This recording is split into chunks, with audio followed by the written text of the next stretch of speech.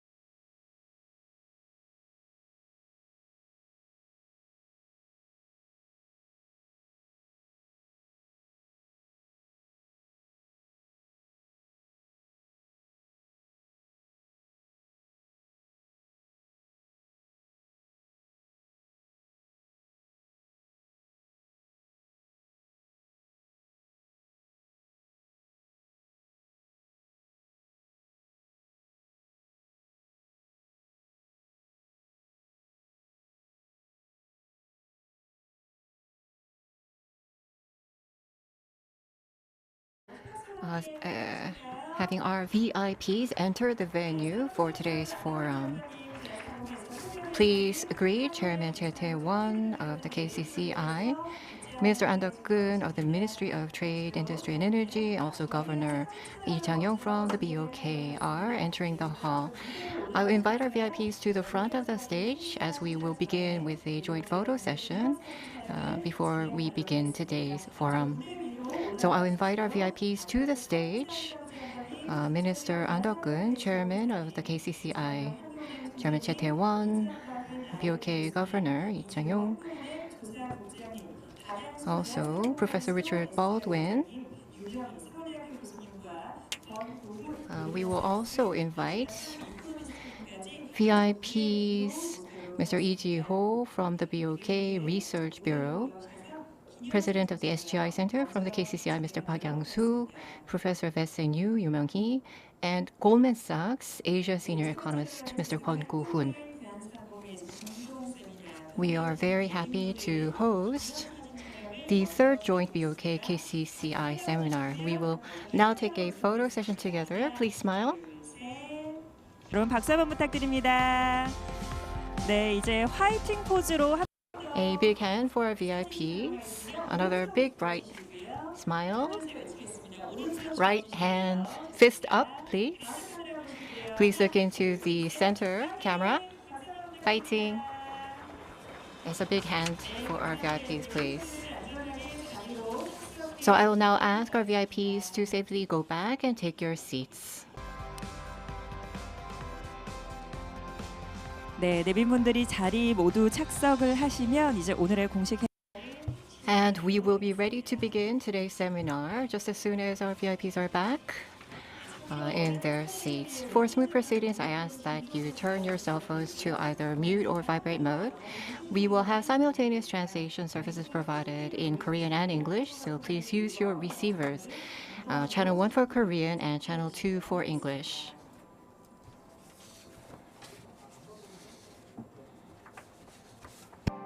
네, 이제 내빈분들이 모두 자리에 착석을 하셨고요. 이제 Yes, it seems that we are ready to go. Everybody has found their seats. We have members of the media taking some photos. So we ask that as soon as you're done, you also please go back and take your seats.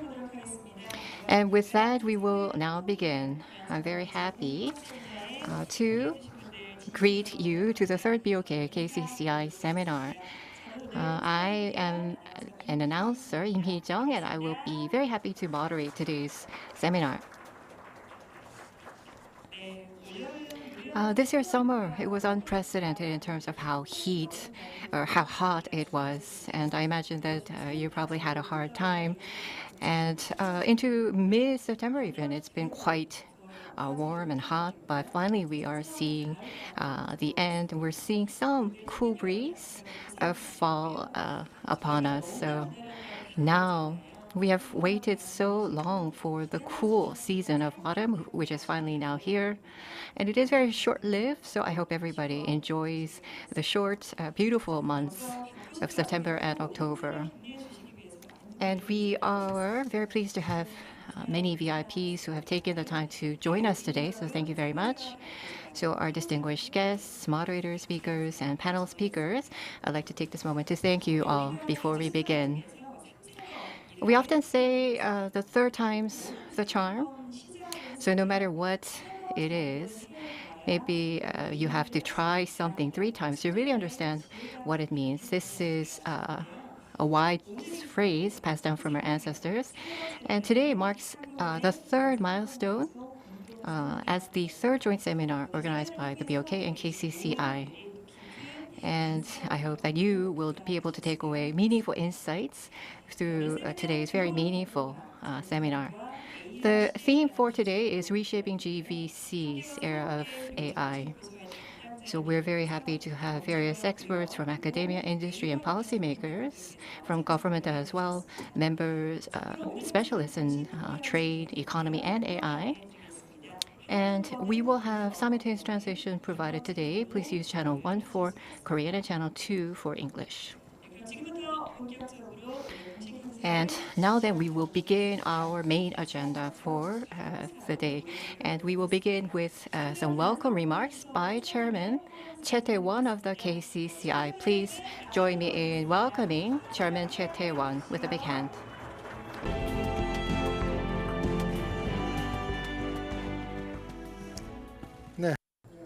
Hello, good afternoon. I am Chairman of the Korean Chamber of Commerce and Industry, Choi Tae-won. I would like to welcome you all to the joint seminar.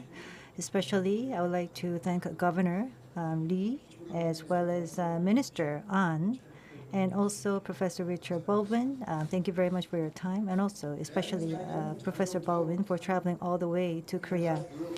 KCCI has been working together with BOK for many years to look into the future and has been organizing the seminar to look at the current situations of the economy.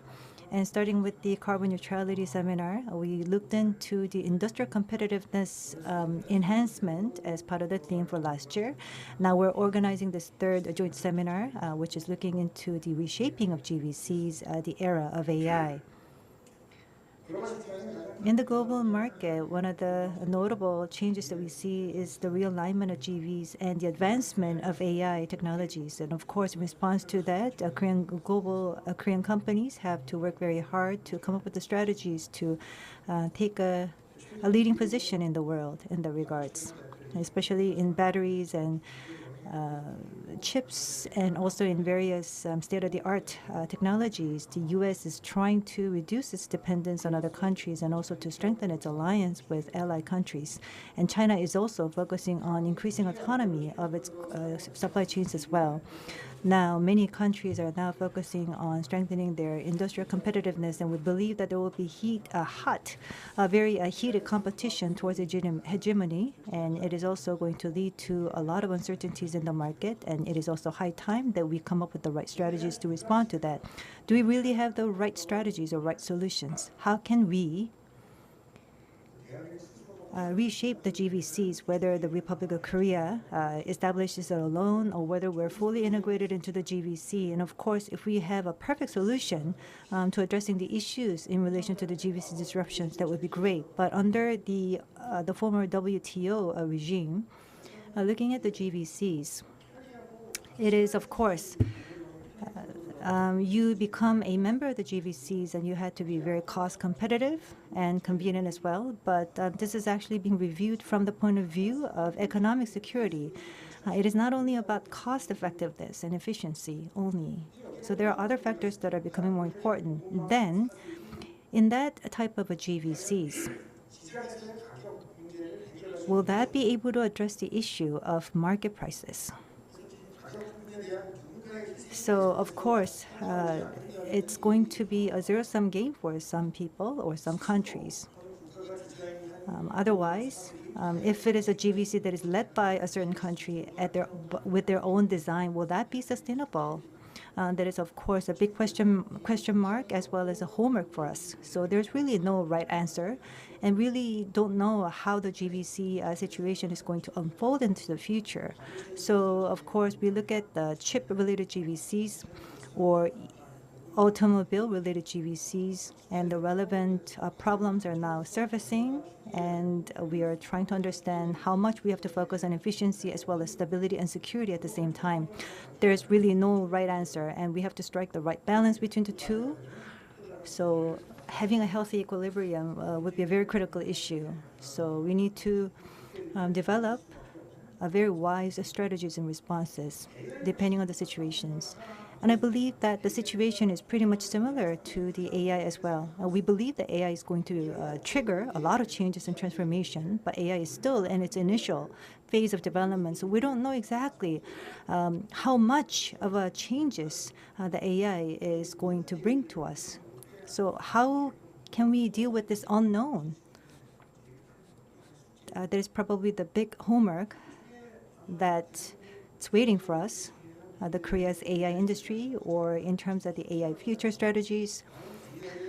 What we need to do is to establishing AI infrastructure. How much of an investment do we have to make, and who should lead that investment? And there are really no answers there as well. Of course, we have to do something about it because we want to stay in the game. But we're not exactly sure whether the investment in AI will really bring us a lot of returns, whether there's going to be stability piece embedded as well. A lot of big techs are injecting a lot of money into the AI, but the returns are really underperforming. They're very disappointing. So AI is just like the GVC issues. You have to have the right tools and ammunition to win in the battle. And what are going to be the benefits in the end. So there's really a lot of unpredictability and uncertainties as well. But it is not something that we can overlook. But of course, we will probably then stay out of the game, and we will end up losing the overall industrial competitiveness. So we have to do something about it, but to what extent, we don't know. That is why we are trying to focus on devising the right solutions for addressing these issues at today's seminar. So how to provide better support for the state-of-the-art industries. We have to look at the government, we have to look at the financial industries, the industries as well, how much investment will we be making. And I believe that we really need to have interactive discussions and also to reach a consensus so that we're all on the same page to devise the right direction for establishing a GVC. And I hope that we'll be able to deal with this as part of our agenda. And recently, Governor Lee, of course, has talked a lot about social issues. So actually, we have a suggestion to make from the KCCI point of view. This is actually something that everybody knows. We have a lot of social issues in Korea. They're very difficult, tricky issues, and they're very intertwined and complicated. But the approach thus far is, for example, to address problem A. Let's say that there's low birth issue. Then in order to come up with the right solution, we just focus on that issue, and we would allocate a lot of resources for addressing that one single issue, but it really was not that effective. Low birth issue, of course, could be related to real estate as well as education. There are so many other variables at play that would have an impact on this one specific issue of low birth rate. So even if you put that resources there, you have to actually address other issues all at the same time. Otherwise, we will not be able to tackle this issue. And I think that's the big lesson learned. So that means we need to have a different approach. And one of the key agendas that I want to bring your attention to is that we have to have a total solution for addressing these issues. How we can apply this total solution to the society as a whole, then we need to have trials and errors. We need to have an experimentation, demonstration. We need to have the right assumptions. For example, let's say that we make this much of an investment and resources, and of course, we think that the resources are going to be enough to address certain issue, but it could lead to side effects. So our solution is that the mega sandbox approach should be taken. For example, there are, for example, a sandbox-based approach that we need to take to look at the regulations involved as well as resources requirements and the stakeholders. So we have to do everything at the same time simultaneously rather than having a very silo approach. So of course, it is very difficult, a very challenging notion. I don't really think that there are a lot of examples that we can cite at this point of time, but that doesn't necessarily mean that we should not do that. So we have to be very bold, and we have to look at, for example, what our problems are. It has to be having one stone, killing 3-4 birds at the same time, not just 2 birds. So we need to mobilize our wisdom to tackle our issues. That means we really need to involve more people having discussions, and this seminar actually has to take place every single day throughout the year rather than just having it once a year. So I hope that we could have that type of platform for discussion. Recently, the World Bank said that Korea is now overcoming the middle income trap and has become a superstar. So in this global economic environment, we still retain a strong potential, and I believe that the wisdom that will be mobilized today will become the fertile ground for developing our country even stronger. Thank you very much. 네, 최태영 회장님의 환영사를 함께 들었습니다. Thank you very much. Those were very resounding words of welcome from the Chairman of the KCCI, Mr. Choi Tae-won. Today's theme, of course, is reshaping GVCs in the era of AI. So it is a major buzzword and big theme that everybody appreciates. But in terms of actual real-world practice, I believe that everybody is thinking very hard about what is best. The concept mega sandbox as an exercise was suggested by Chairman Che. So I think that gives us significant food for thought. Now, to add even greater meaning to today's event, we will also invite Minister An Deok-keun of the Ministry of Trade, Industry and Energy to deliver his congratulatory remarks. 여러분 반갑습니다. It's very nice to meet you, ladies and gentlemen. This is An Deok-keun from MOTI. So following on last year's seminar, I'm very pleased to attend this year as well. And thank you very much to Chairman Che and Governor Lee for inviting me this year as well. Globally, there are an endless emergence of many issues. The Russian-Ukraine war is persisting. The Middle East is seeing intensifying of conflict. And the blockization of the global economy is drawing gloomy clouds our way. Now, the presidential election in the U.S., oversupply of China, also the changing rate cycle of the Fed. This is also casting doubt going forward. However, one thing is quite certain that state-of-the-art technology like GVC and AI are here to stay. Inflation, high interest rates, there's been the butterfly effect that has constrained investment. Also, AI and semiconductor has suffered from export controls amid conflict between the U.S. and China. So investments into China globally have been reduced. However, Southeast Asia and Mexico are seeing greater inflows. And so global investment and cooperation are seeing a changed landscape. The GVC is being reshaped amid high interest rates. So many companies are struggling in terms of investments. However, AI and technological revolution actually is presenting a new set of opportunities for us. Without investment, it is impossible to secure competitiveness. So it is difficult, but at this time, we need assertive or affirmative investments.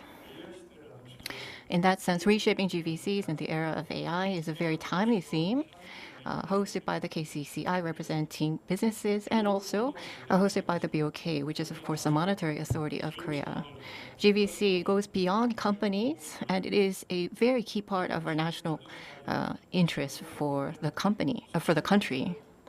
Warfare, also GVC disruptions, many big sources of uncertainty have occurred. Without a stable GVC, industries and also national economies will be challenged.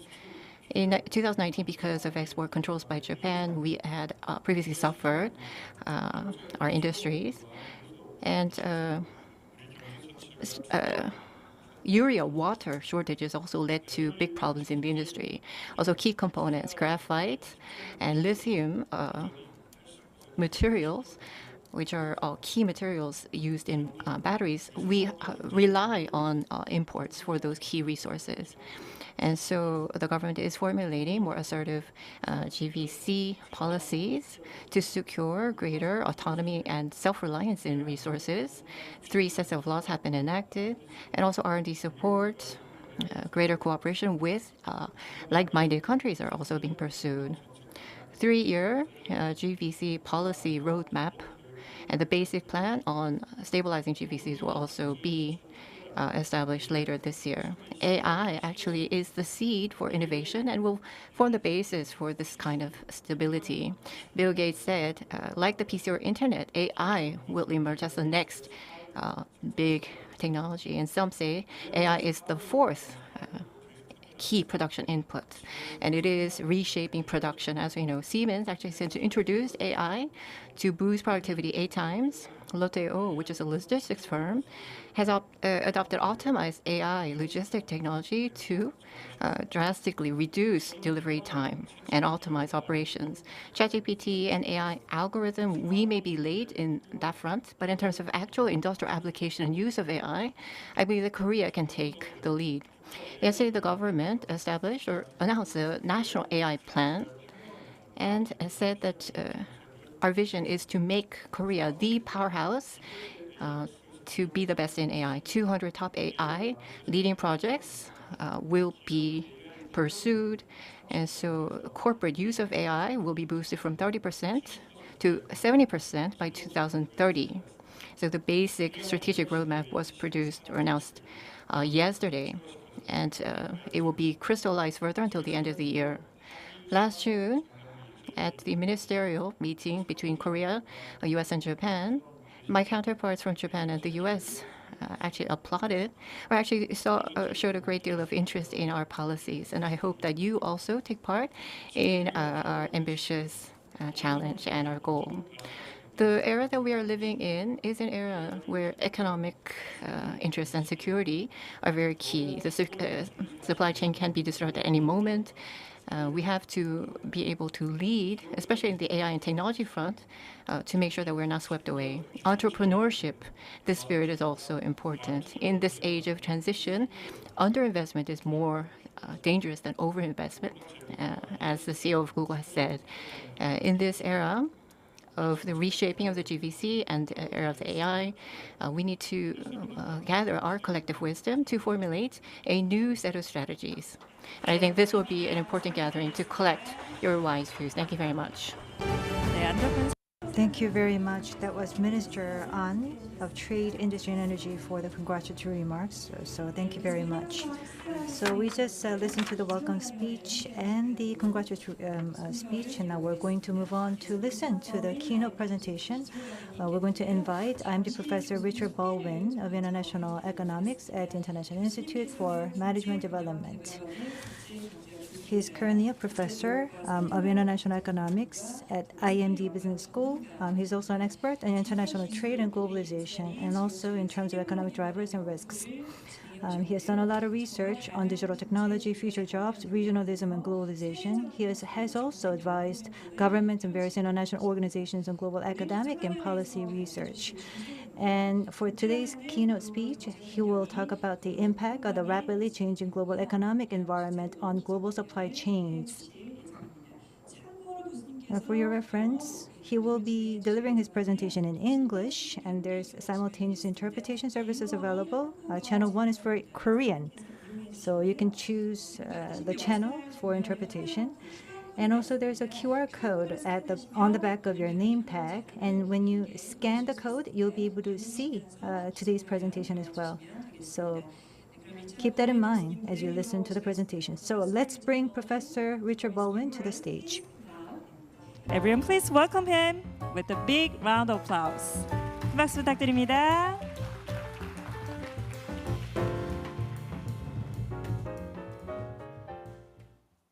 Well, thank you very much for those warm words of welcome. Let me start by thanking the Bank of Korea and the Korean Chamber of Commerce for inviting me here to share my ideas with what I think is a very important audience.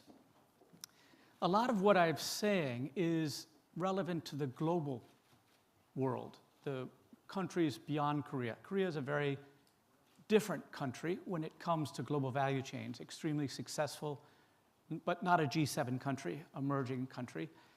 And I'm going to be talking a lot about services because in some sense, let me just start my watch here so I know when I'm talking too long. A lot of what I'm going to be saying today is about services. And for many emerging countries around the world, it's really services is the only way forward. But please don't misunderstand me when I'm speaking about Korea. When I talk about services, I'm not saying services instead. I'm saying services as well. the jobs and industries of the future are almost surely going to be coming out of the service sector. But that doesn't mean that the manufacturing sector will not remain important or key to the competitiveness.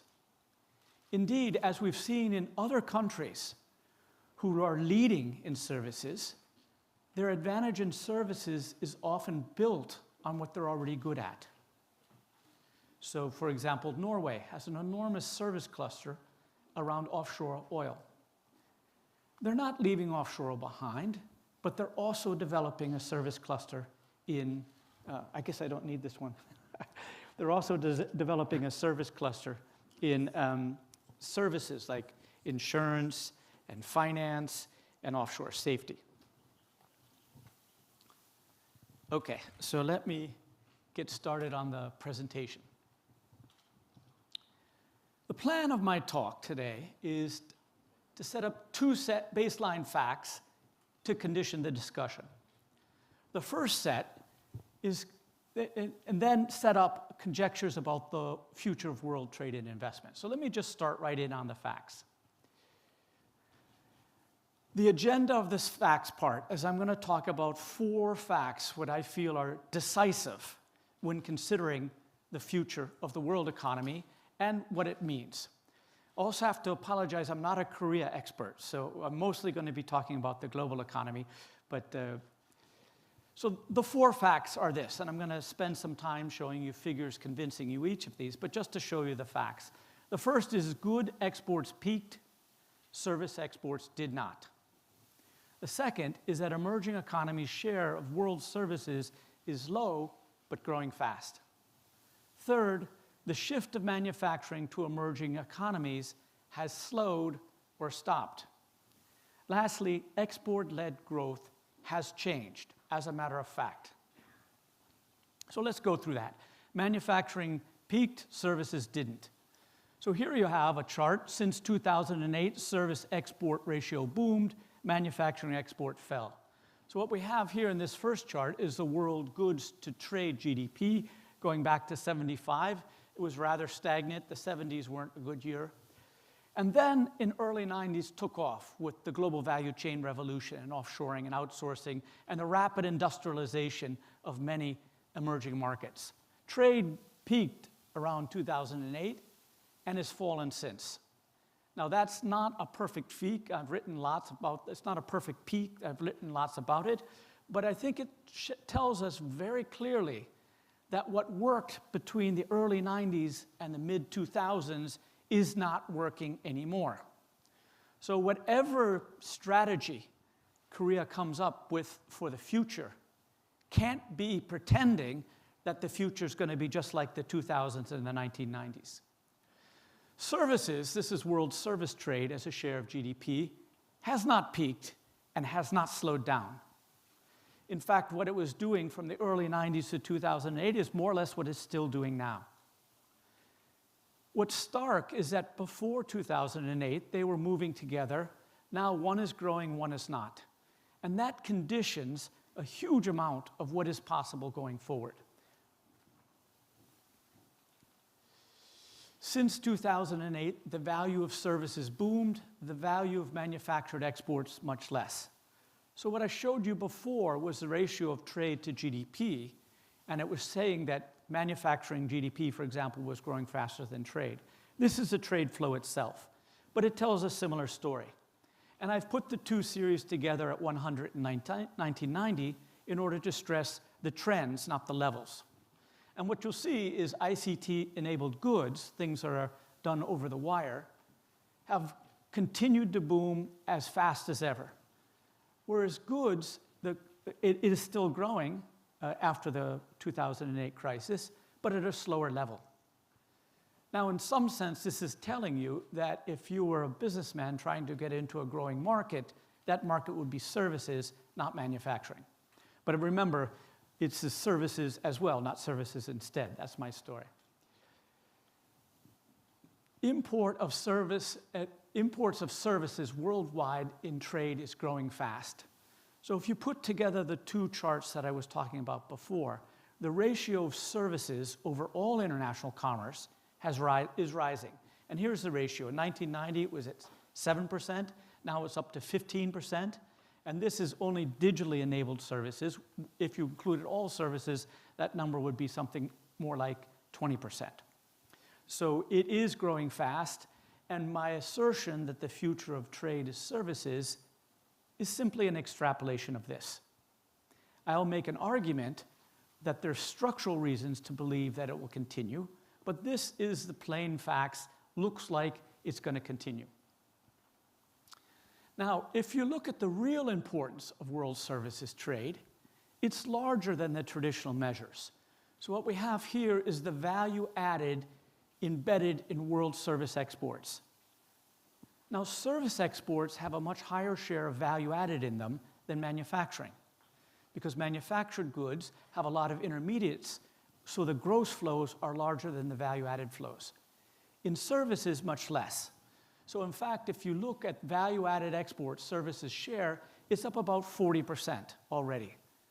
So in other words, 40% of all the value in the world that's entered into exports of something comes from the service sector, not the manufacturing sector.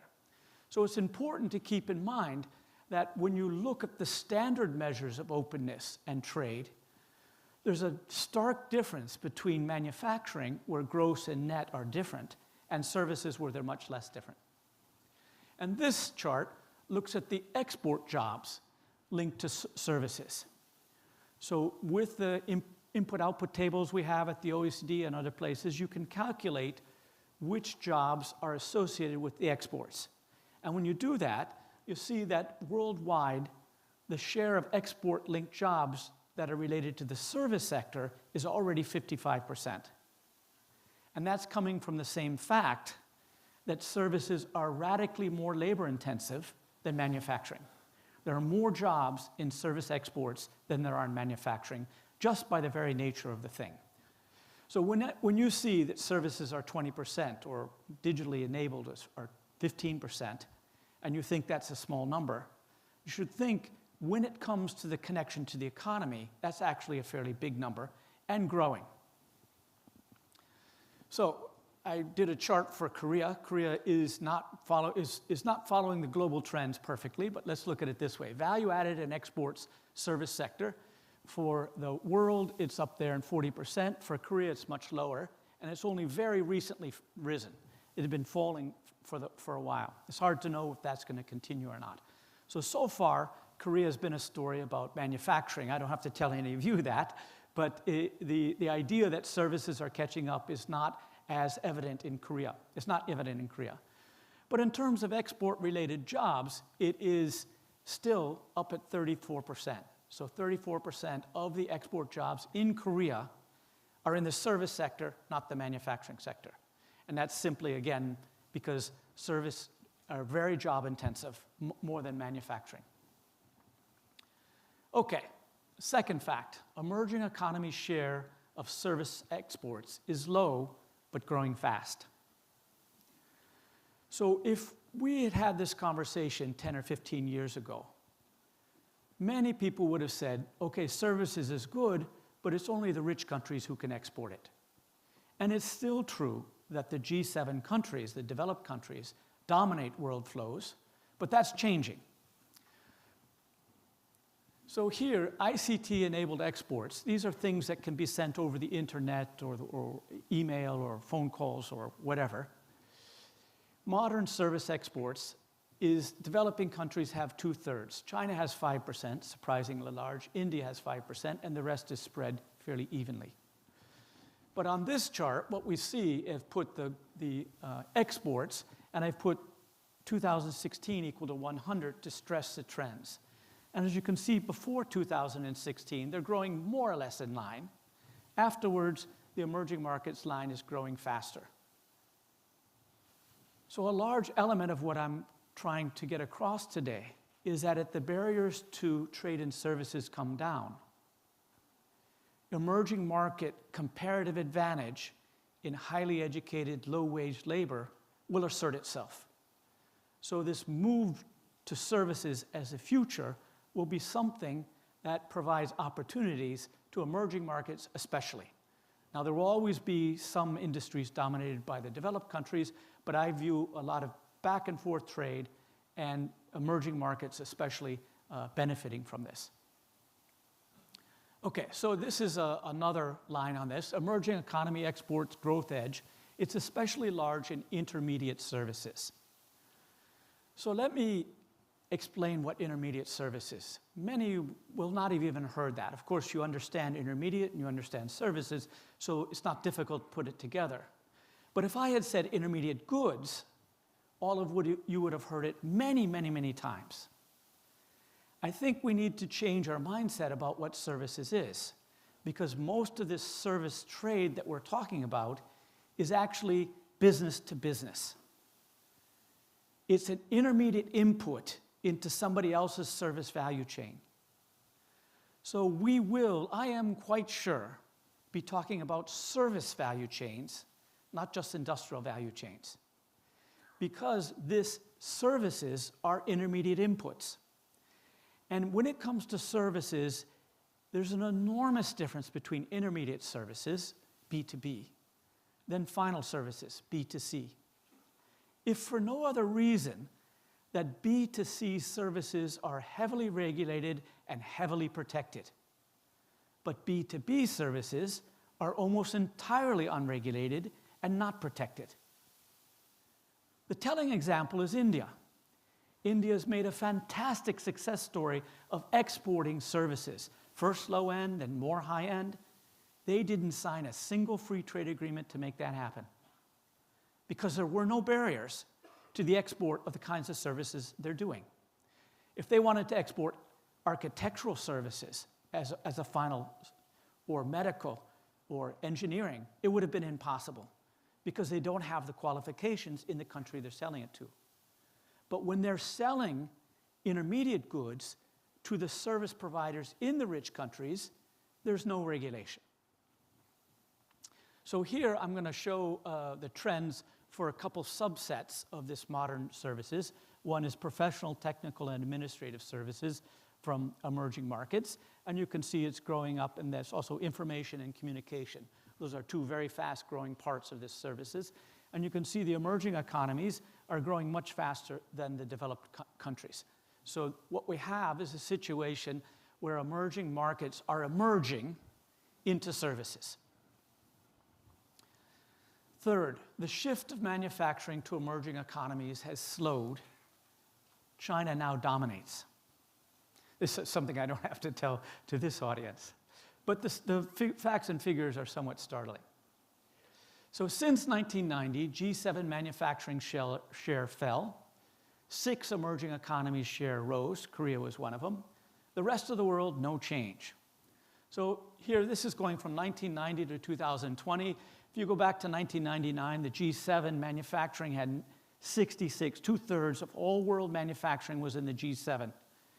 And then the offshoring, outsourcing, GVC revolution happened. And it's down now to under 40%. As the G7 lost world share, there was just 6 countries that picked it up. China above all, of course, India number 2, Korea number 3, but also Indonesia, Thailand, and Brazil. And this is production, not exports, that I'm talking about. So India is producing a lot for themselves, but they're become a big producer. And you see the orange line, which is those 6, the industrializing 6, matches the decline in the G7 almost perfectly. The rest of the world didn't change much. So this whole GVC revolution and rapid manufacturing export-led growth thing was for a very small number of countries.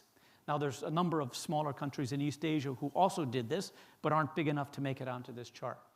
But my point here is if you are thinking about manufacturing expat-led growth for emerging markets, and you're thinking 99 to 2014, you were thinking the right thing. That's for sure the way of the future. But that shift has slowed or stopped.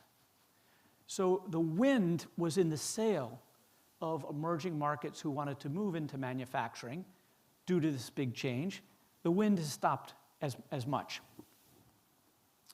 So here's China. China is now the sole world manufacturing superpower.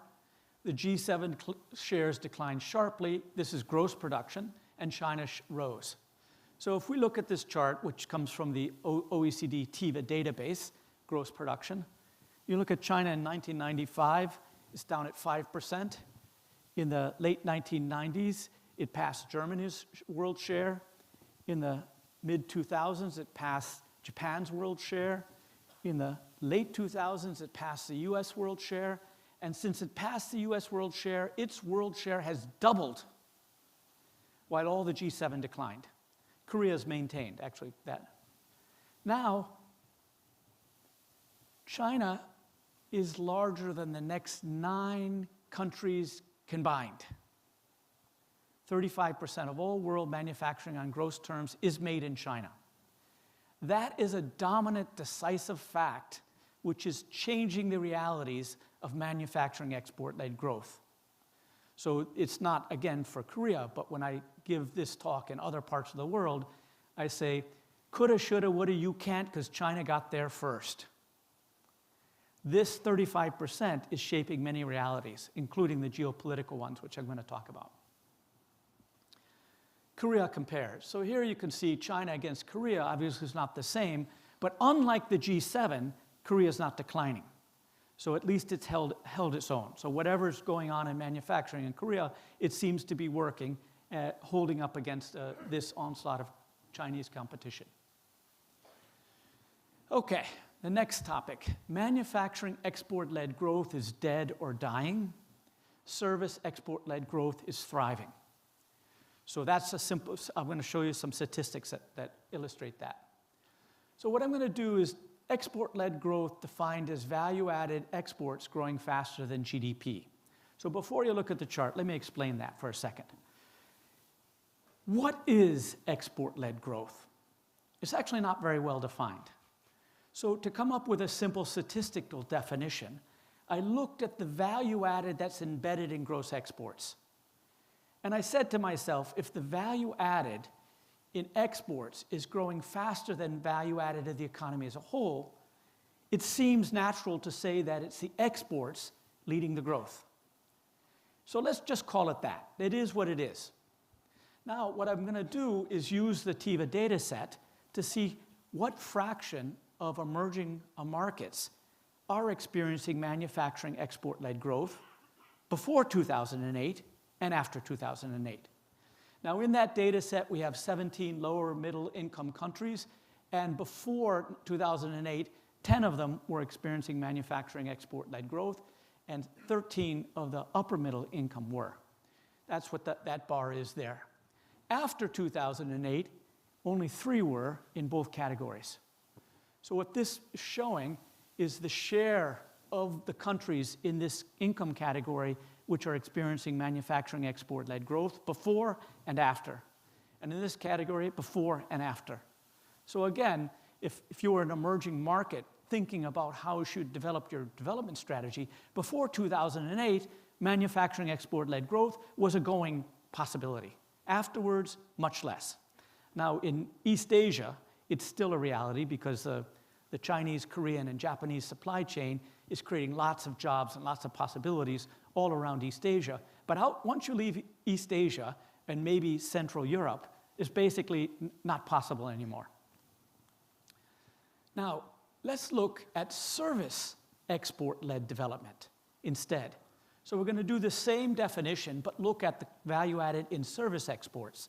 And here, looking at the same set of countries, before 7 out of the 17 were experiencing service export-led development, 8 out of 16. So that's what we see here, about 40%. After 2008, that number increases. And again, for the upper middle income, it increases. So they've moved in exactly the opposite direction. Just to summarize, manufacturing export-led growth is a much more difficult proposition since 2008. Service export-led is a much better proposition. That's a statistical fact.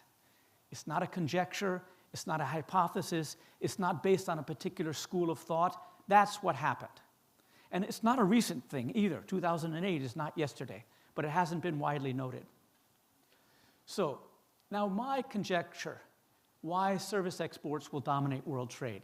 So I'm going to shift into looking at some fundamental factors that I think drove these, and I want to lay out an argument that it will continue. We already have the extrapolation argument that it will continue. I want to put some meat on that argument. So 4 facts and a conclusion. First of all, the barriers to service exports are much higher than they are for goods. So the possibility of rapid export growth because the barriers come down is there. Just like at the end of World War II, the barriers to manufacture were very high, and as they came down, manufacturing trade rose. That possibility exists in services.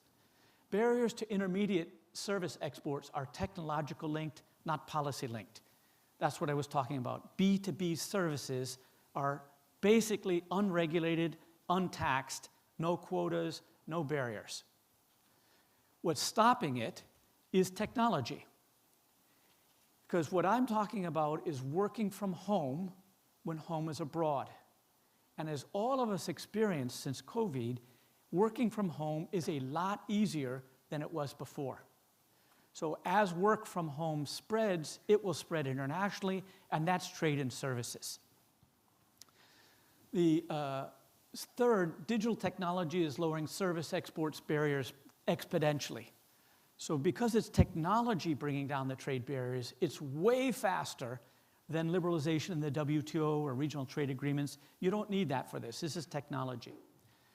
The fourth is that the demand is huge in rich nations.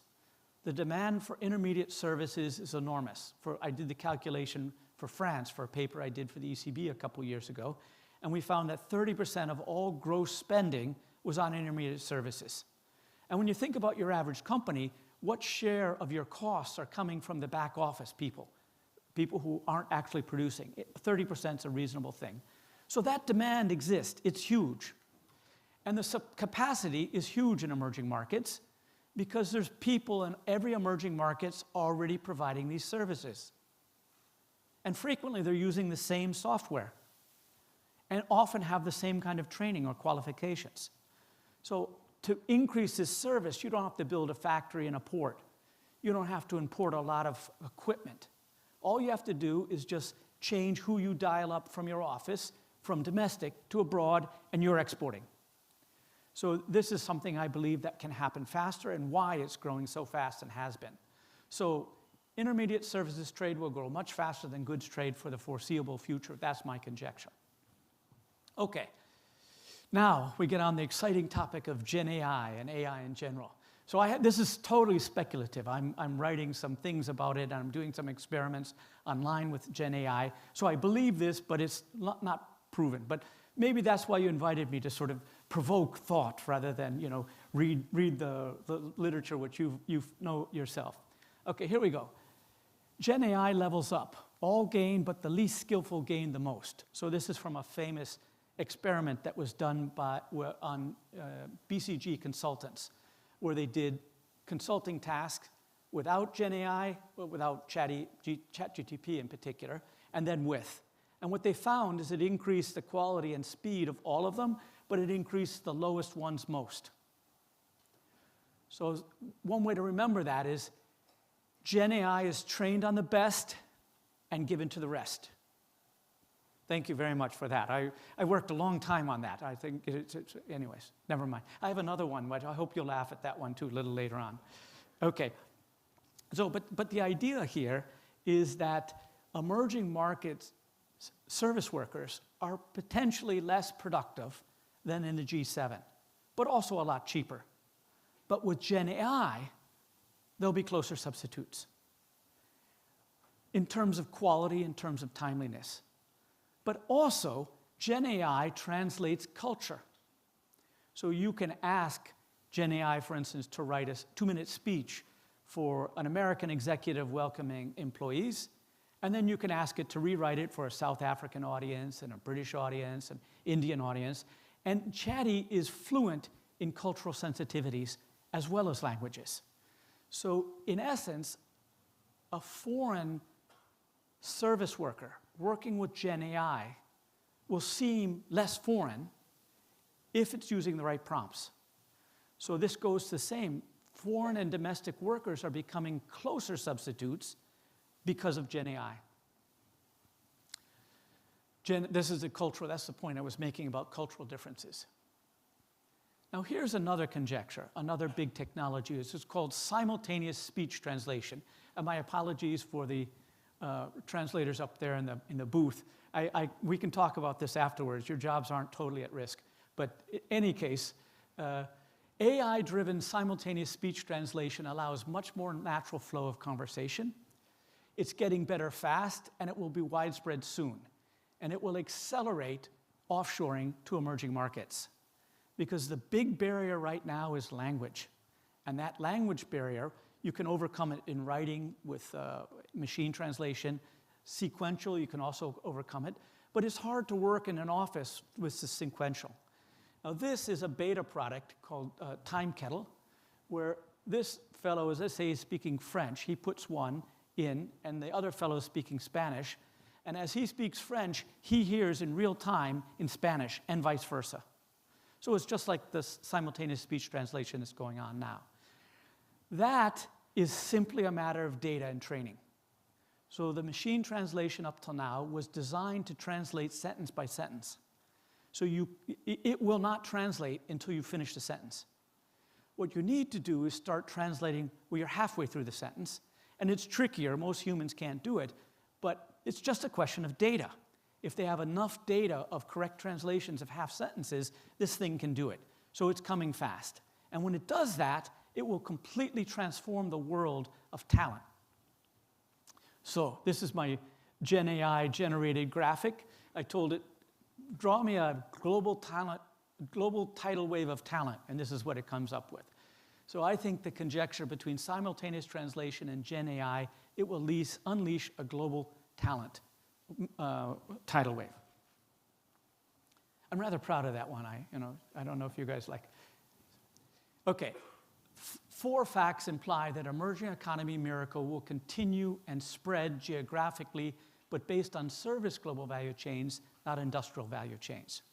So up to this point, the whole industrial global value chain revolution, industrialization, rapid growth has been very limited to a few countries, mostly in East Asia, or Central America, or Central Europe. Africa and Latin America have been left out of it. But this is much less dominated by agglomeration and distances. So I believe that there will be emerging market miracles spreading all across the world, but based on services, not commodities or manufacturing. So one way of saying that is, are you familiar with the Indian city Bangalore?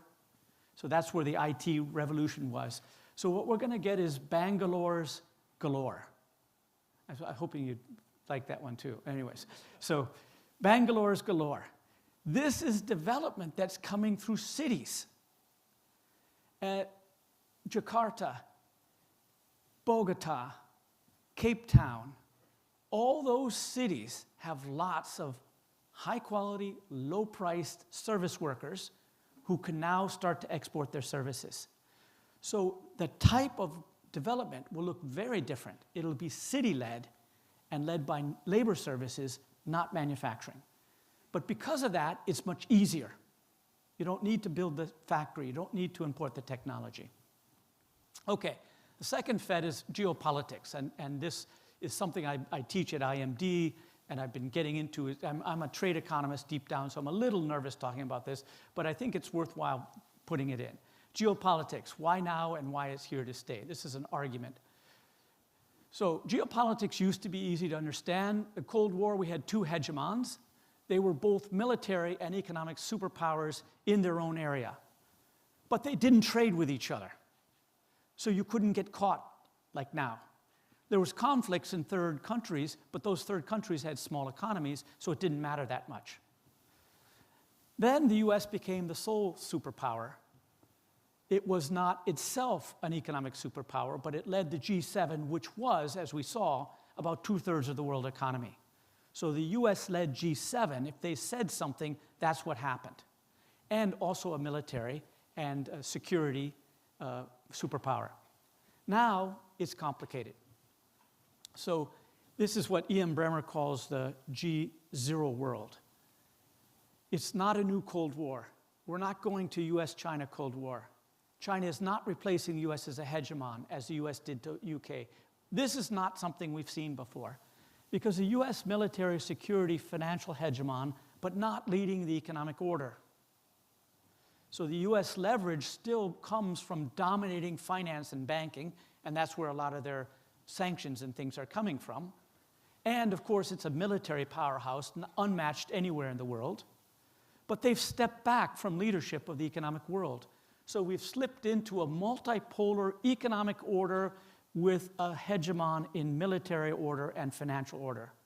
That's why it's so confusing. There's no one person in charge. So that created in the economic sphere a power vacuum which led regional powers to rise, making the whole dynamics more complex, where countries like Turkey and Saudi Arabia and Iran and Jakarta, Brazil, they start to matter in ways they never mattered before, and it turns it from 2D chess to 3D chess. One of the reasons it's complicated. So now the middle powers matter more. Okay, this one, Chatty, I think was quite brilliant at this one. So to me, this is the core of what happened. The US is a declining economic power, China is a rising economic power, and that's leading to conflicts, as this sort of switch always has in history. When Japan was rising and US was threatened industry, US started all sorts of things with managed trade and structural impediments initiative. Now the same thing's happening with China. So it's quite normal.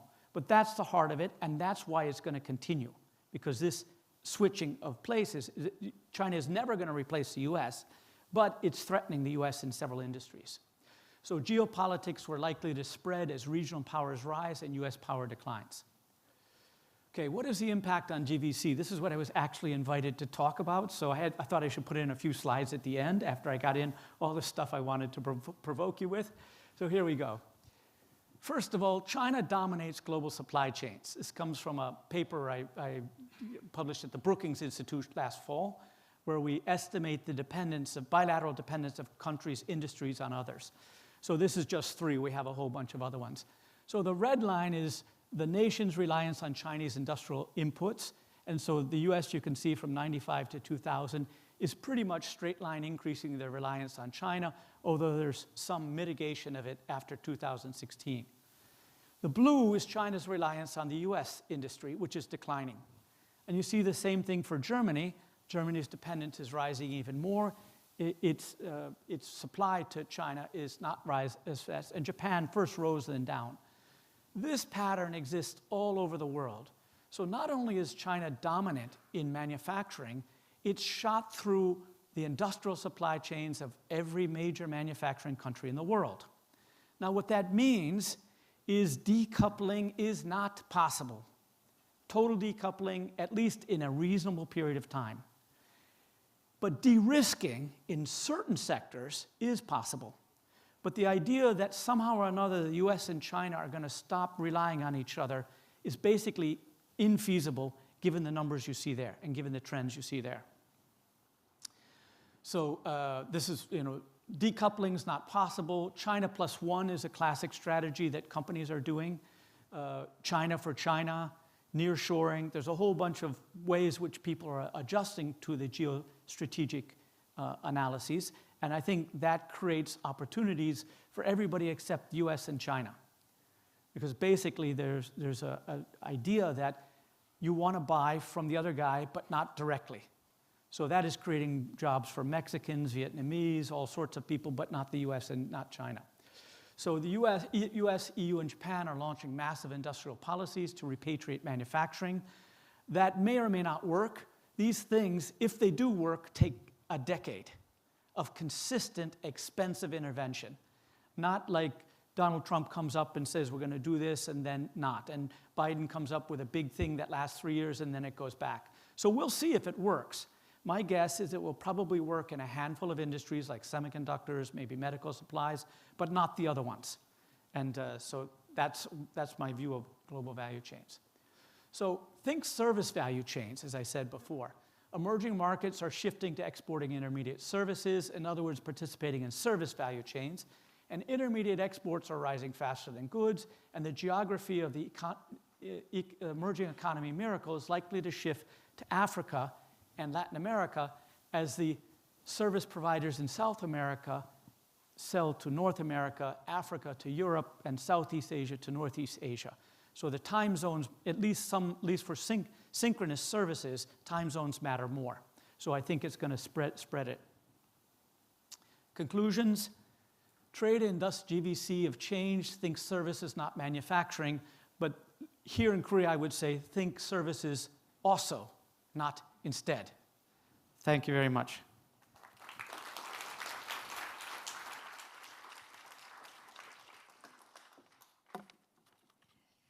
네, 기조 강연 잘 들었습니다. Thank you very much for the keynote presentation. Thank you once again, Professor Richard Baldwin. We're going to have a discussion which will be moderated by Governor Rhee of the BOK. We look forward to their interactive discussion. So we're going to rearrange the stage, and then we'll have our two speakers to be seated, and then we will begin.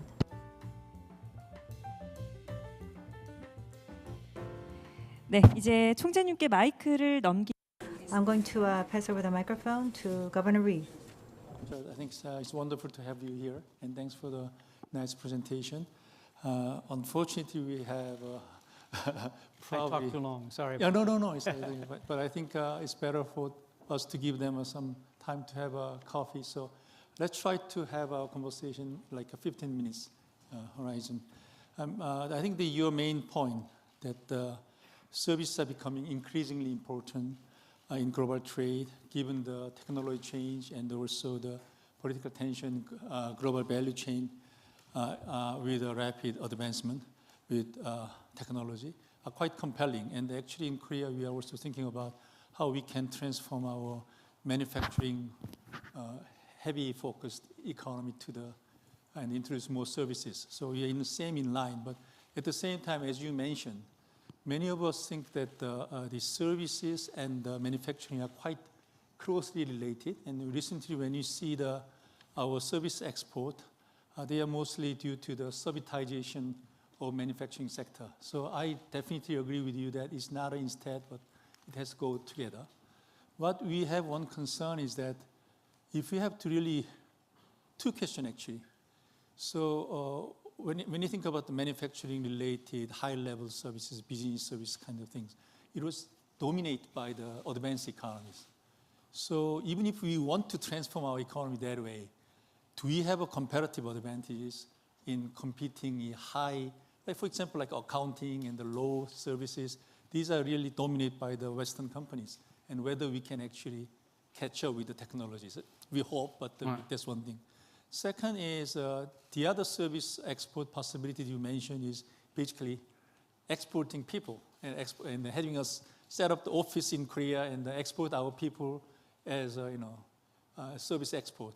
You mentioned India example, but we would like to do a little bit better than that. India has a lot of call centers and others, but we want to really export very high-end people to abroad. But what is in order to achieve that and what we need to do, and whether do you think this is a real possibility for us to compete in that area without manufacturing? Right. For the second question. Thank you very much for those questions. So let me just repeat that I'm not a Korea expert. So I'm going to give you my opinion, and then the Korea experts in the audience can refine what I say. So the first one is how can you compete? Well, I haven't looked at the Korean numbers, but the ratio of wages between Korea and the G7 countries is still very high. Yeah. And what that is creating is an arbitrage possibility. Globalization is always driven when relative price is different and companies source it where it's cheap and sell where it's dear. And since services are based on labor, and labor costs are lower, even for educated people in emerging markets, that arbitrage is still possible. And as you can see, some of the best Korean service providers move to the Western companies, maybe even move to the West, and find themselves very competitive. So that in general, the wage difference is large enough to make it off. So the second part is about exporting people and wanting in the high end. And I would go back with the also instead of instead. So there is a problem with employing university-educated youth in emerging markets all over the world in urban areas, and this is a way for them to have jobs. Now, that might not be the key priority in the National Development Plan, but it's more jobs. So I don't think it's necessarily important to decide which one you want to do, but encourage all of them. So the way this works is there's these business process outsourcing sectors that set up small and medium enterprises that do the back office for small companies. There's these global service centers where a multinational comes into Korea and sets up an office, and then there's freelancing. Both ways, okay. Yeah, so I think those, you know, it's probably very hard to compete against the McKinsey of the world, at least right away, but there's still lots of jobs to be had. I think I agree with you in the sense I really like your last picture that shows a possibility of simultaneous interpretation.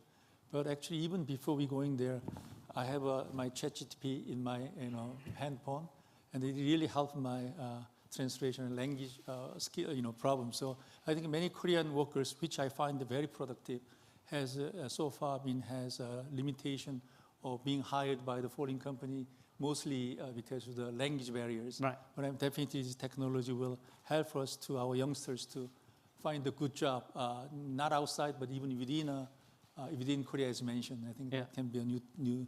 I hope that can be a new trend. And also, you mentioned. I think this is a question that I was asked to ask you from KCCI, and they are very much interested in the. I think it's maybe politically sensitive, but they are very much interested in how the geopolitical risk in the world now, including U.S. election and also Europe's, how this geopolitical risk will change your prediction about how this global value chain will change, especially whether that change will depends on the outcome of the U.S. election. Right. So I'll stay away from the outcome, except I'll let you imagine who you think I hope is going to win. Although I did work in the Bush White House, so I worked, that was the president, the real President Bush, the first one. So in terms of what will this do, so manufacturing is not going away. People need manufacturing. People want to do manufacturing. The only question is, where is it? So what these geopolitical tensions are is shuffling around a little bit the production, not really stifling consumption. Maybe it'll get a bit more expensive. So I think it's relatively marginal changes. If you look at the existing allocation of manufacturing, fundamentally won't be affected by geopolitics. There'll be a little bit of separation, putting more here and putting more there. But for example, the whole China plus one strategy very often involves Vietnam importing a lot more from China and then exporting more to the United States.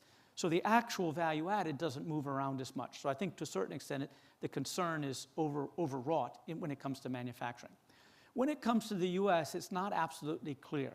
So my guess is that Harris will continue the policy of Biden, but maybe even strengthen it to make it more popular, more pro-worker, so to speak.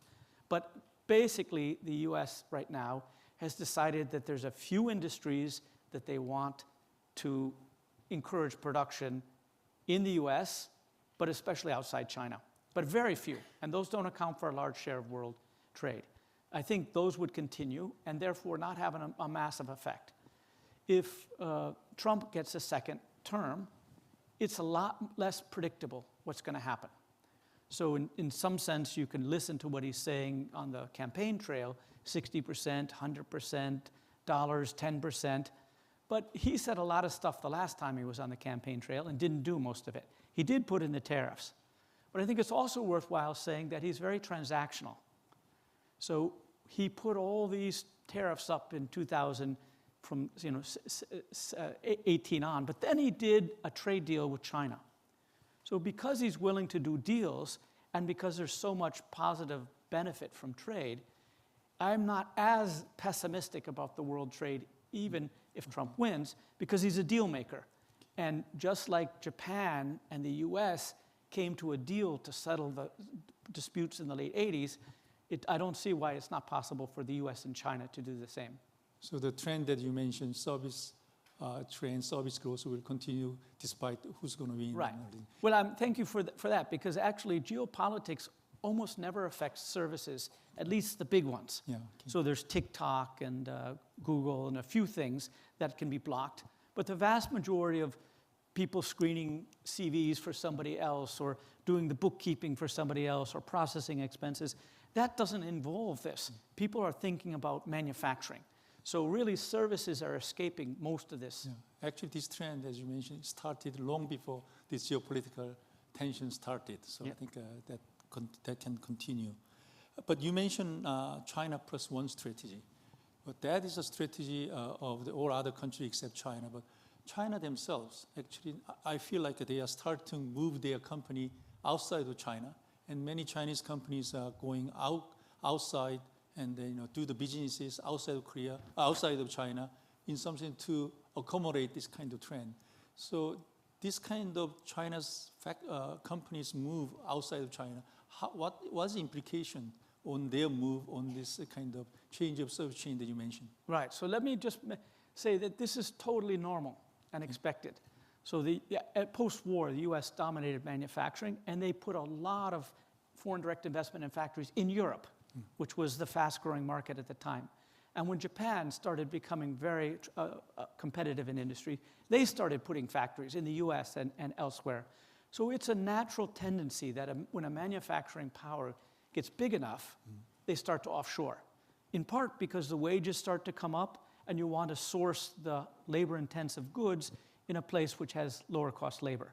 So it's a very natural thing, and I think China is just following along. Totally apart from geopolitics, they're naturally doing that. And the countries, Bangladesh and Vietnam in particular, are benefiting, but Mexico, lots of Turkey, lots of other countries are benefiting from it. So I think it's normal, but also to answer your question of what does it do to the tensions, it reduces the tensions.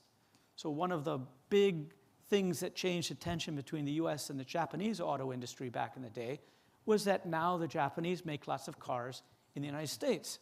And that made the unions happy, it made the governors happy, so it's a fairly natural way of reducing these policies, these tendencies. Yeah. I think it's a very important point because I think also for Korea, I think inevitable for our manufacturing companies to move the production source to abroad with the same reason. And we forgot that we have caught up Japan that way while we are assuming that China won't do it before. So I think it's a very important point. And that has implication for our job opportunity and job market. So that is another reason why we have to develop our service sector independently. I think fully agree with that point. And you also slightly hint advanced economies industrial policy. And US and European countries, if Japan all want to reshore their manufacturing sector. So I have two questions. One is, if future is on the service sector, why these advanced economies focus on the reshoring of manufacturing? That's my first question. Second is, I think doing industrial policy by smaller countries like Korea it has implication for the global economy, but it's not much. But let's say G3 is doing industrial policy, it has a large impact on global economy. Do you think it can be successful, or what's the implication on this global economy or the industrial policy of advanced economies? Okay, so I have a kind of answer to your first question and some less of a good answer for the other one, less sure of. So I don't know exactly what it is about manufacturing, but policymakers all around the world are just mesmerized by manufacturing. So for example, in the United States, 8% of the workforce works in manufacturing. And yet if you listen to the national dialogue, you'd think it was like half of all the people there. But somehow or another, for political economy reasons, but also sort of philosophical or economic tradition reasons, people believe that manufacturing is super important. And I'm not saying it isn't, but it's exaggerated in going forward. I'll give you an example. I gave a talk at the Confederation of Indian Industry a few months ago, and made in India is their big thing. Of course, this is the biggest success story for export-led development that's ever happened, but the government is trying to push manufactured goods. And it's probably a good idea. They'll probably have such a large market, it's growing so fast. They probably will get manufacturing, but not exporting it. So again, it's like services and manufacturing. So that's, I think it's really, it's a long-standing idea that to get rich, you have to industrialize. And I'm not sure that that's the only way forward. The second one is, of course, when you have industrial policy going on in the world, if you don't have industrial policy, you're obeying other countries' industrial policy. So at least to a certain extent, there's an importance to be aware of it and try and react to it. But because you don't have the resources that the EU or the US has, you have to be clever about it. Okay. And so I think the idea of just letting it go and say, well, let the free market go, that's not sustainable. But you can't also match the Inflation Reduction Act, for example. Okay, thank you. It's a really pity that we have a very little time left, but I have to ask one question because of my job. So all this subitization of manufacturing and the new change of the global value chain, what kind of implication it has for the monetary policy? When the global value chain was first introduced, the China's supply really make a global inflation low. And now with all the changes, what are the things that central bankers has to focus more on our monetary policy? That's one. And okay. If you have time, and now given that you come from Europe and you are the leader of the Europe, we are really trying to diversify our export and our economic linkages, which is pretty much dominated by our U.S. relationship and Asian relationship. So Europe can be a great opportunity. So what should we do to develop further our linkages with Europe? Right. So on the monetary policy, there's a couple points. Inflation is sticky, and it's mostly because of services. Mm-hmm. So because services are non-traded, it doesn't respond to the same kind of pressure. And because it's so labor-intensive, the wage price spiral continues further. But on the other hand, if this does continue, and it's still quite small, but as it gets bigger, it will put deflationary pressure in the service sector. So it's possible the next 10 or 15 years we'll see strong deflationary pressure coming from international competition in the service sector, not the manufacturing sector. I wrote a paper about that a couple of years ago for the ECB and couldn't do the calculations, but maybe the Bank of Korea has the resources to do it. Because the price data exists in the national GDP deflators, not the international ones. So for the EU, I think it's a very good idea. I'm not a business consultant that tells you how to develop business. There's plenty of people in the room know how to do that, but I think it's a very, very good idea. So when things get risky, you diversify. Right. And moving from just 2 markets to 3 markets sounds like a winning idea. Great, thanks so much. And I'm very sorry that I cannot ask a question from the floor, given the time constraint, but I know that Richard is kind enough, so he will be having a coffee with us, and if you have questions, you can approach him. And let's give him a big applause. Thank you. Thank you. Very nice. Yeah, that was really nice. Thank you.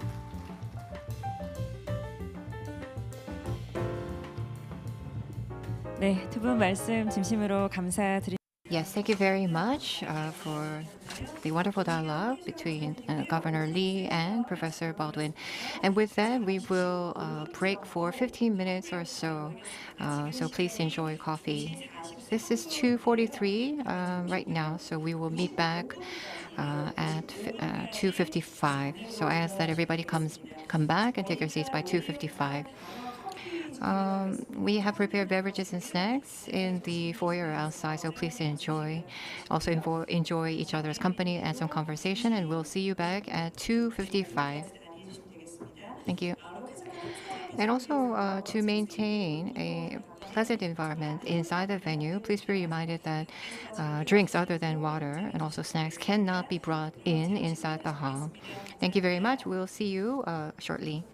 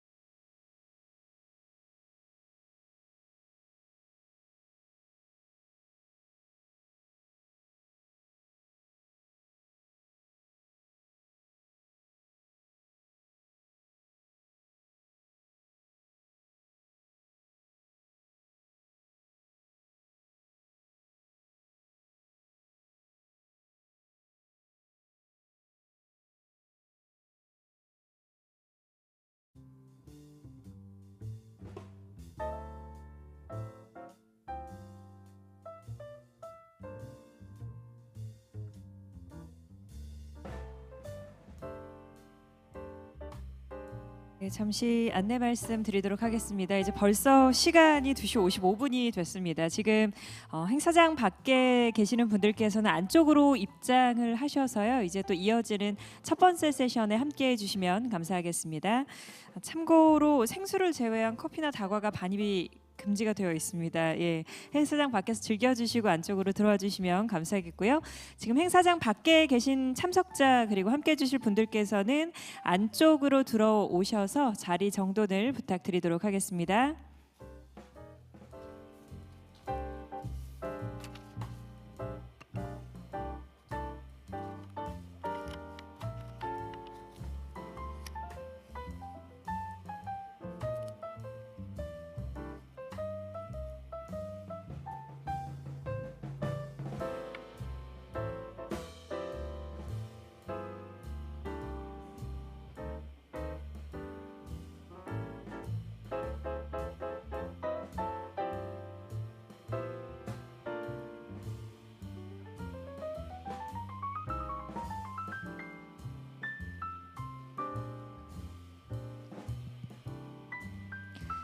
네, 이제 첫 번째 세션이 So we're going to begin session 1. We'd like to encourage everyone to please come back and take your seat. So we're going to begin session 1 for the third BOK-KCCI Seminar. Hope you've all enjoyed your coffee and snacks. It seems that you look very much more relaxed than before. So with that, we're going to begin session 1. This is the BOK session. Now we're going to invite Mr. Chung Seon-yeon, who's a lead of the macro analysis team at the surveillance division of BOK. The session is titled Structural Changes and Policy Responses of the Korean Economy in the Context of GVC. So could we invite Ms. Chung Seon-yeon to the stage for session 1 presentation.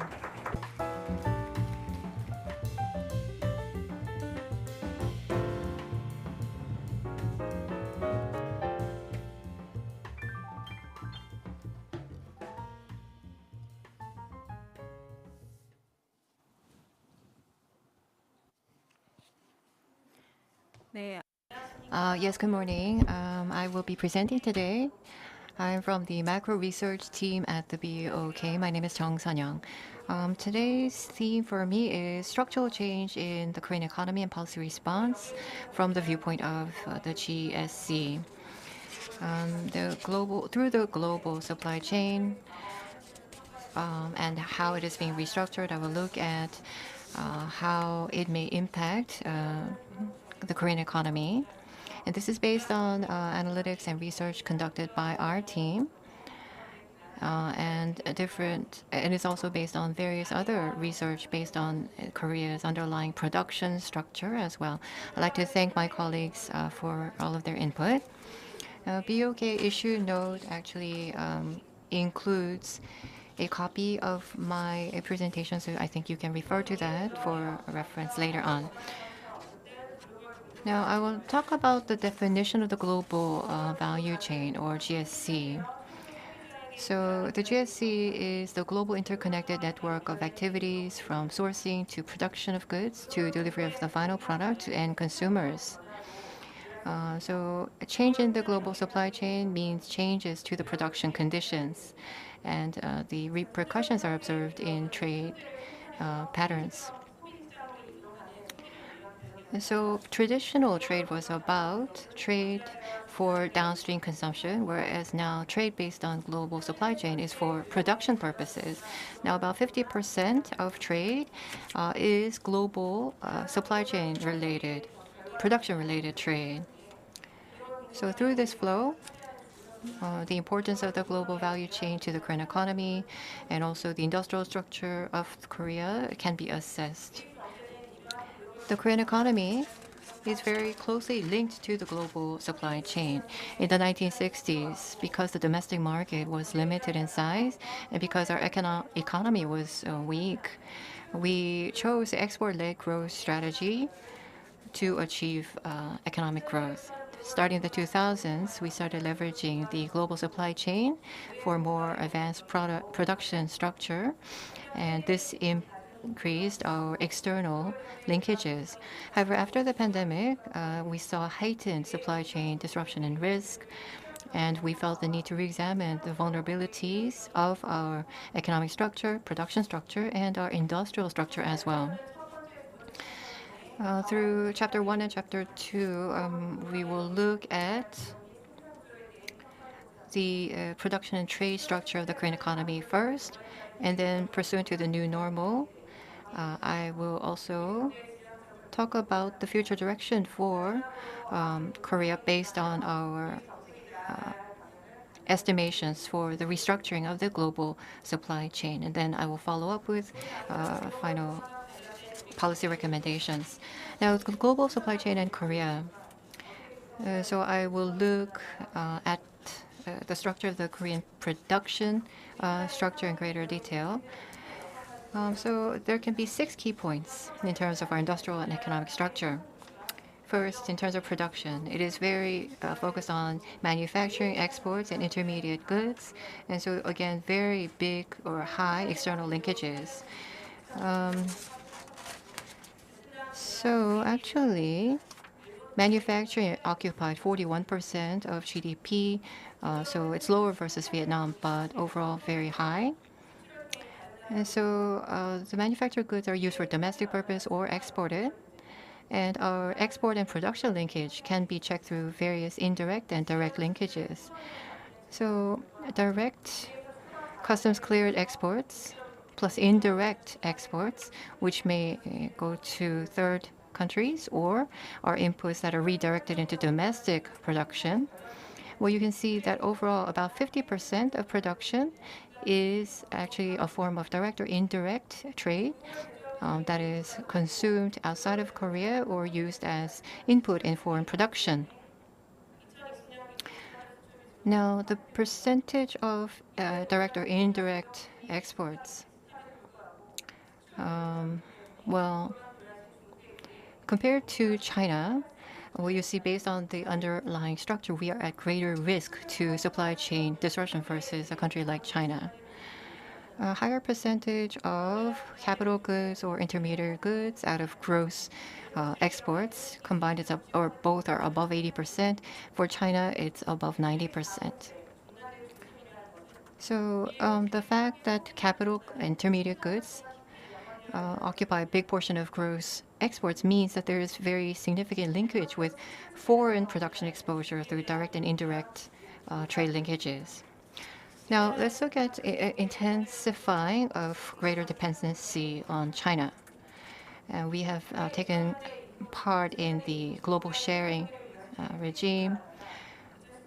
Starting 2019, you see that our production linkage to China actually, after peaking, has started to go down.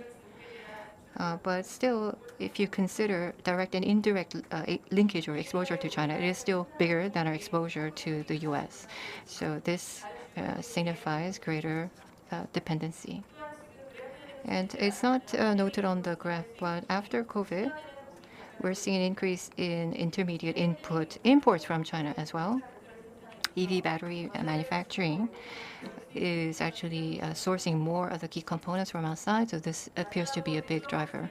So we're seeing concerns over increased import exposure from China. In terms of service exports, we're weaker. After 2010, the rate of growth in terms of our service exports actually was 3.2%. So this is lower than the global average. So this is due to the delay in traditional manufacturing and ICT technology, as service exports is less than 1/4 of manufacturing goods exports. But still, starting 2010, we are seeing some uplift, which signifies some opportunity in terms of expanding service exports. Now, let's look at structural changes to our GVC-linked production by different sector. So through GVC linkages, so this is a measure of both indirect and direct exports to different countries with foreign production exposure. In the 2000s, it grew significantly, but starting in 2010, it started to slow down. Starting 2014, it actually started to decline. This is due to a cyclical decrease in global demand, and structurally, the production structure actually changed in a way to lower GVC linkages. However, many of the structural factors are linked to China.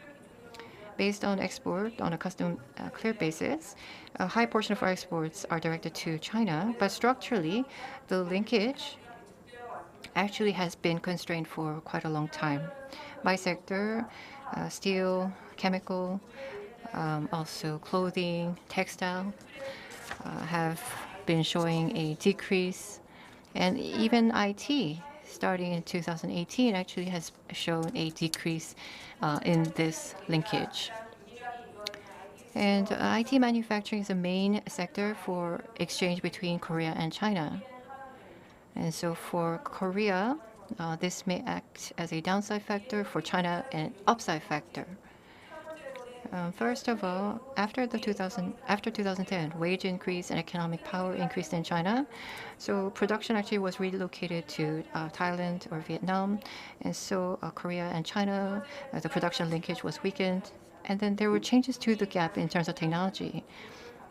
China, unlike the past where it was in charge of final assembly, began playing a bigger role as the intermediate input provider within the global supply chain. It became more self-reliant and started to supply intermediate input goods to Korea as well.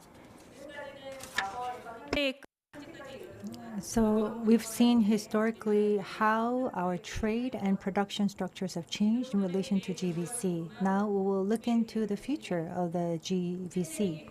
So since the pandemic, global supply chains are evolving, and especially Korea, with a heavy linkage to GVC, needs to understand the trend and the flow of GVCs. Especially in this large discourse on GVCs, they're looking at four things. First of all, there are changes that are taking place due to digital technology.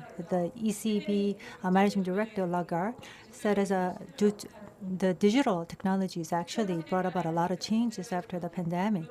Now we're transitioning to a digital economy, which is also having significant impact on GVCs. And of the significant changes, there are changes in terms of products. Now we see a trend towards product as a service.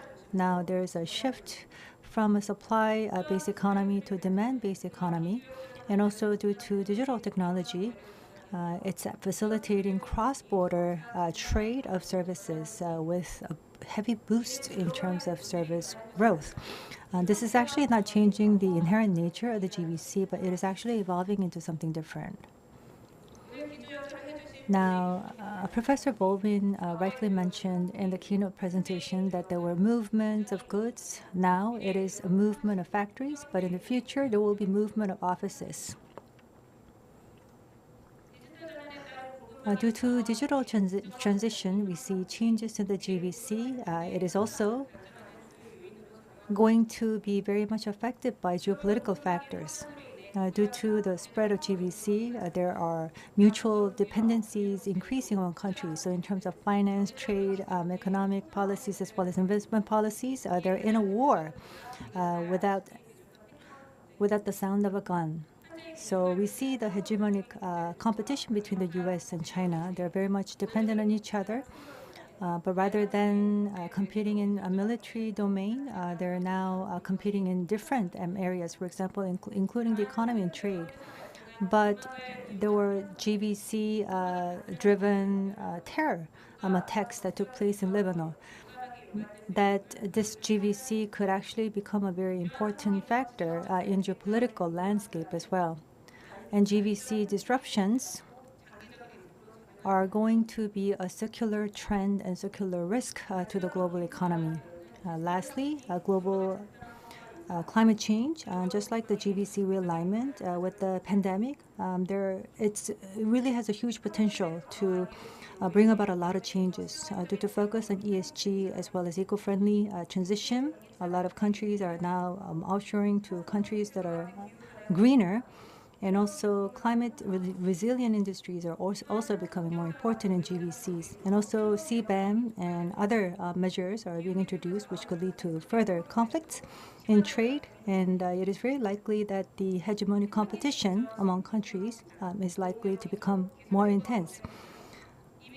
So new trade protectionist measures and other measures are really shaping the landscape.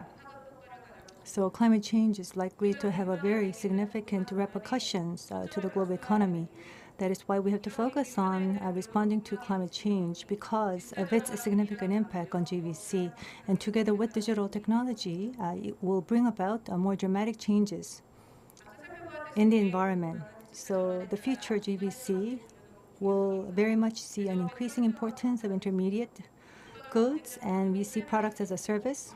There's a lot of competition as well as cooperation among countries. And now countries are becoming more active in responding to climate change. However, we're lagging behind in various areas, especially manufacturing has become a key driver of economic growth in Korea. And there is a rigid separation between, manufacturing and services in Korea, which would become a hindrance in combining and integrating manufacturing services. It could work as a constraint. And also, for digital technologies, the lead time of development is very short, and you have to be open and you have to be innovative. But our industries are, for example, in certain way weak in adopting such digital technologies. We also have to change our mindset regarding how we view our services. Because services are not, they're actually viewed as non-tradable items, so they're very much focused on domestic market. As for policy recommendations, what do we need to do in terms of developing our industrial policies? We have to actually make a shift in terms of how we look at our manufacturing as well as service industry. Now, just because we have digital transition, we cannot overnight change our industrial structure focused on manufacturing to service. We need to understand where we need to concentrate more on.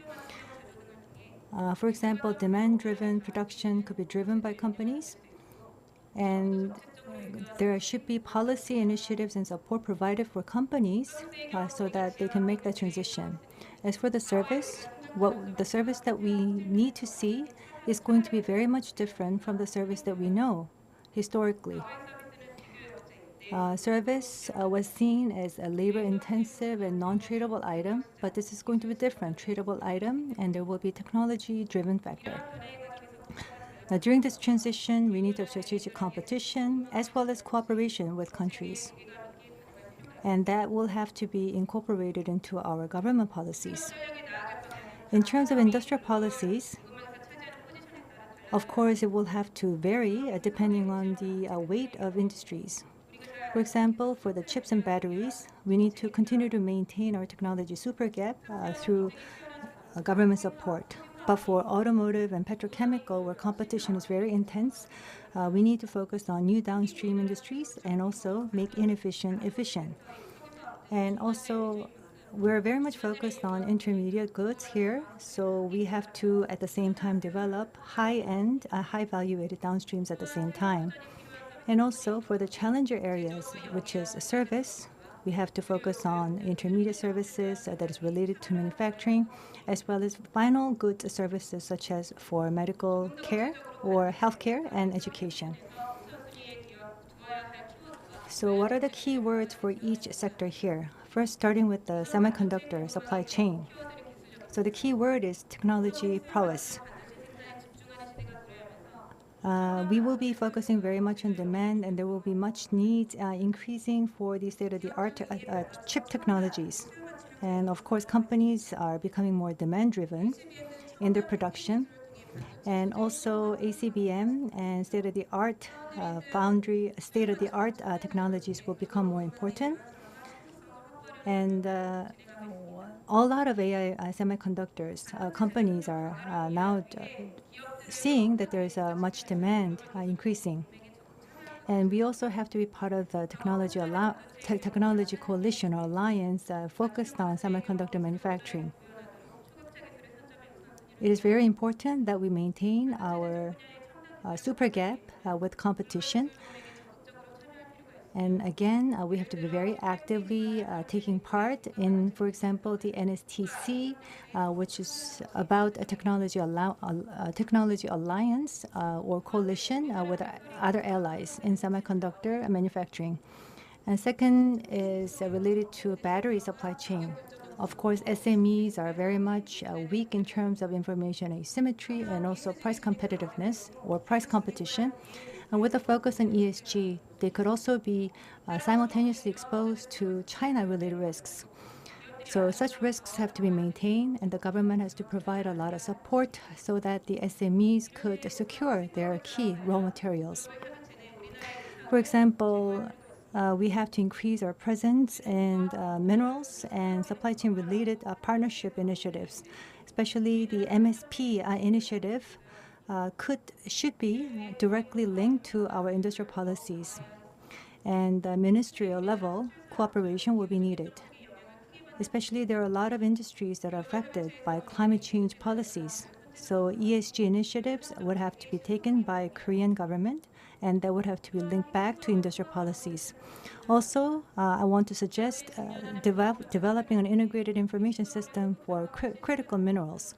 We need to real-time monitor the supply and demand of the critical minerals, and to have an integrated information system for monitoring and management. We need to understand the price trends and also export trends, providing basic data, and also doing stress tests and early warning systems should be put in place to provide predictability and also to provide analytical tools for risk management.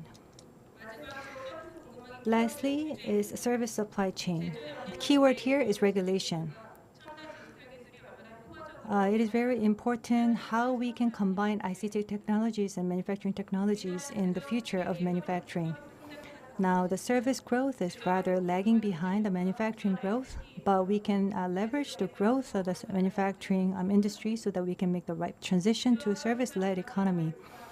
And also to develop such conversion industries, we need to have the right regulatory frameworks in place.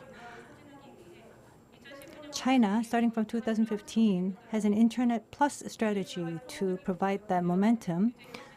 So for the policy recommendations, we have to have the right regulatory innovation and also demand-driven economy. And the demand-driven policies would have to be realigned to be better fit with the global standards. Healthcare, education services could also become globalized due to digital transition and technology innovation. Now, regulations should not become a stumbling block for Korean companies.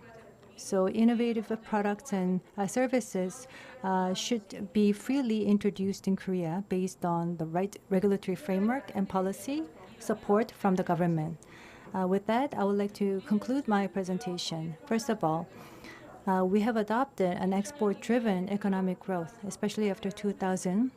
We have been utilizing GVCs to increase our industrial competitiveness, and also our economy became very much linked to the GVC. But after mid-2000, our linkage to external countries such as China has become more weakened, and it is causing a lot of limitations and constraints in our economic structure. Now, with increasing dependence on other countries, that has led to disruptions in GVC. And we also don't see much growth in terms of service industry compared to manufacturing, which is becoming a stumbling block. But GVC is now evolving as we speak. Now, global countries based on digital technologies are now combining digital technologies and manufacturing technologies, and global trade is also transitioning to a service-based economy. In order to become competitive, there are no enemies and there are no allies permanently. So collaborative competition is becoming key. So we need to understand the reality that confronts us. We may think that what's in store for us could be seen as a threat and a crisis, but of course we can turn that into an opportunity. We have to so the government, first of all, we have to do repositioning, and we have to make a transition to ESG and so forth. Our policy changes would have to be aligned with the global standards. We will be able to overcome the current challenges, and Korea could become a central country in the service-led economy. We'll be able to write a new chapter in our history. I hope that this research will go a long way towards developing our mid to long-term industrial policy. And I hope that you will continue to have a lot of interest in the BOK policy efforts. Thank you. 박수 부탁드리겠습니다. 또 오랜 시간 발표해 주신 정선영 차장님 고생 많으셨고요. Thank you for the presentation, and we will move on to our discussions. So please take your seats to our discussants. The moderator for this session will be Mr. Lee Ji-ho, Director from BOK of the Research Bureau. And we have Mr. Kwon Yo-sung, a senior economist from Bloomberg, Korea. Also Mr. Yoon Sang-ha, who is head of the Global Macro team from Kiev, which is the Korea Institute for International Economy Policies. So I will turn the mic to Mr. Lee. Yes, can you hear me? Yes, thank you very much to Dr. Jung for your presentation. So we will move on now and invite Dr. Kwon Yo-sung from Bloomberg, who is an economist. He will make some comments, so please go ahead. Yes, I'm from Bloomberg Economics. I'm Kwon Yo-sung. So policy response from restructuring the global value chain. Well, thank you very much for inviting me to this very important seminar. So let me just sum up the presentation and then maybe make some comments and some points that we may have to think more about.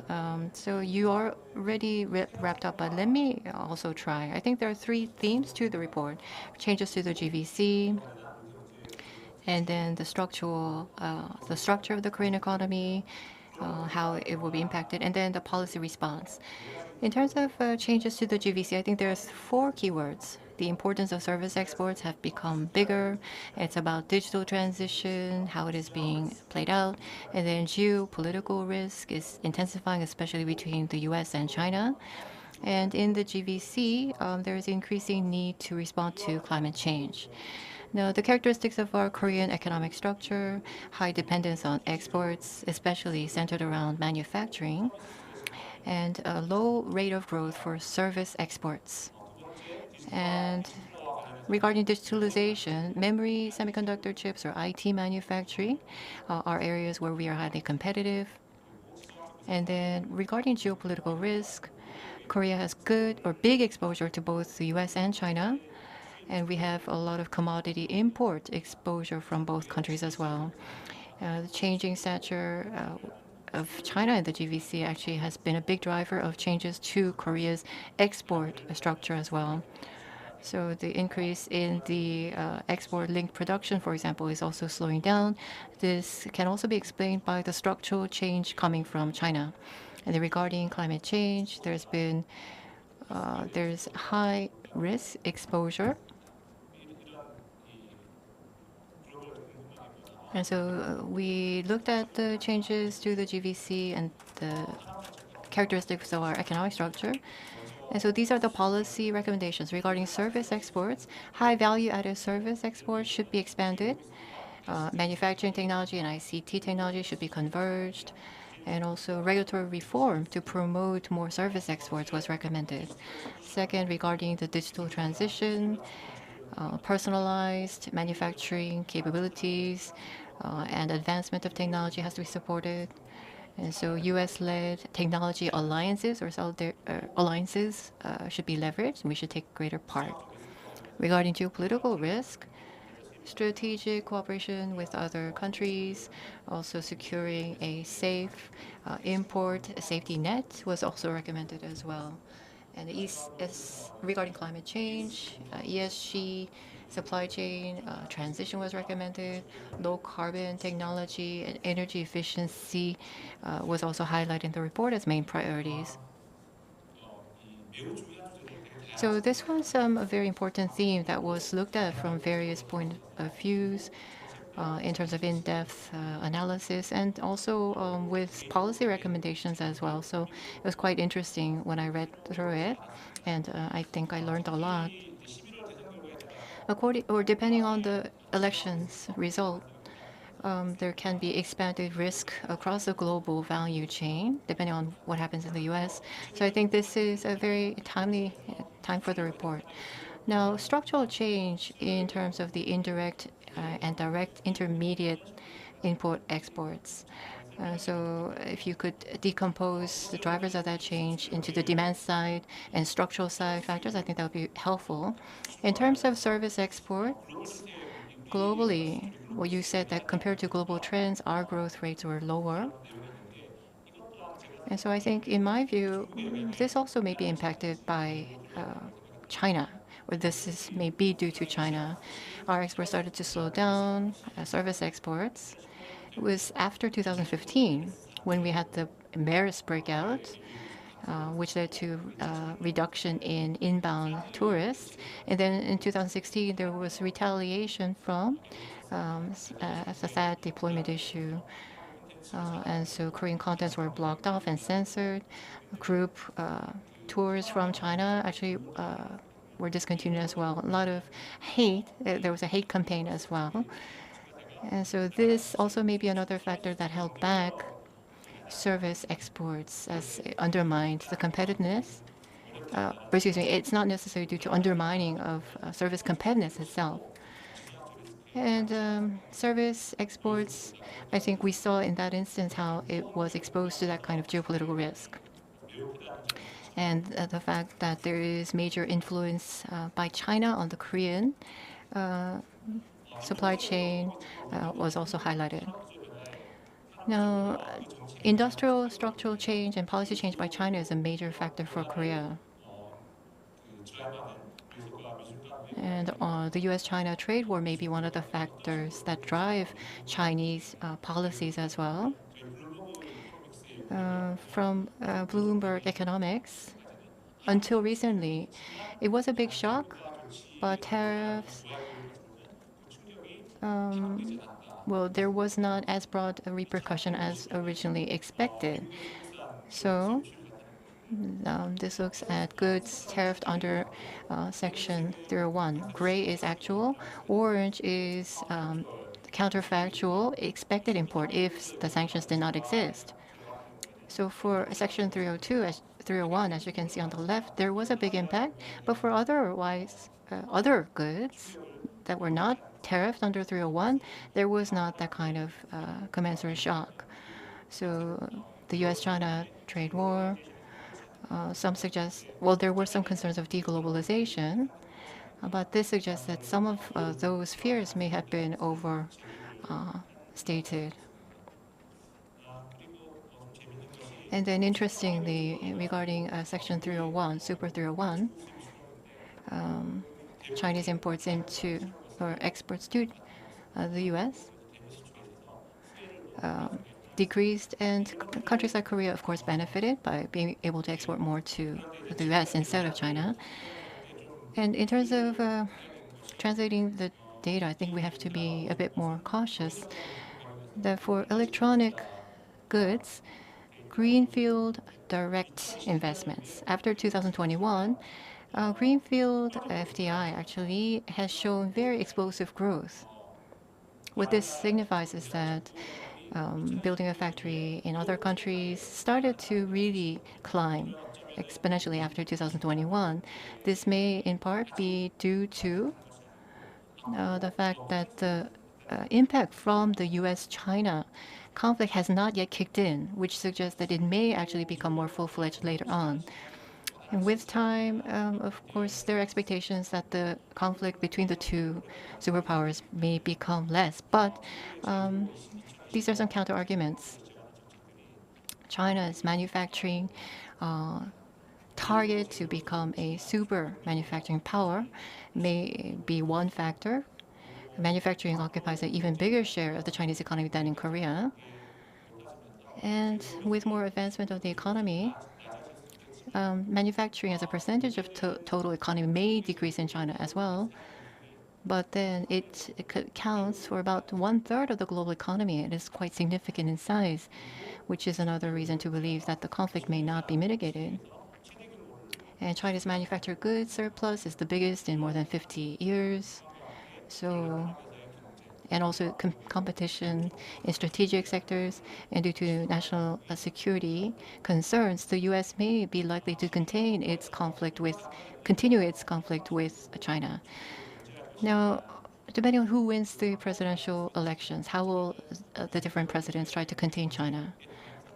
I think while the individual tactics may change, I think the overall direction may largely remain or not be that different. During the Trump era, tariffs were used to contain China, but in the Biden administration,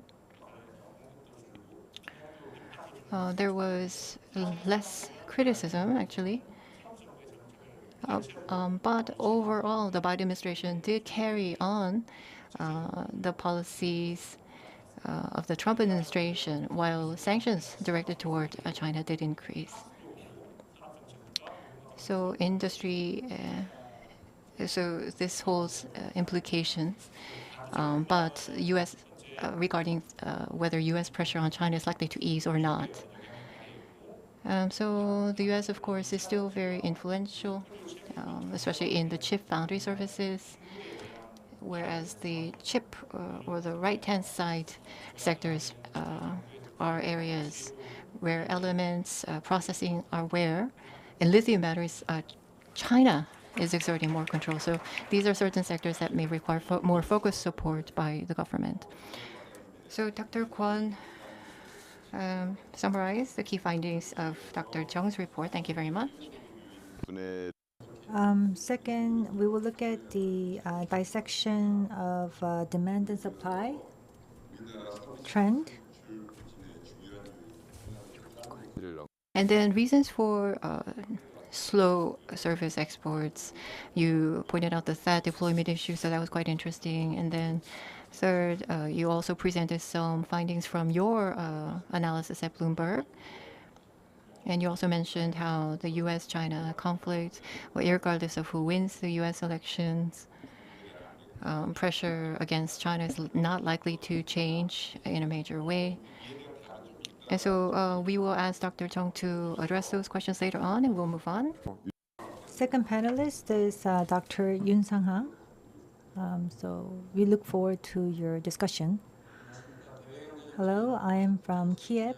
I'm currently working as a team lead for International Macro Team at Korea Institute for International Economic Policy. Thank you very much for the invitation. I was able to learn a lot while I was preparing for this presentation.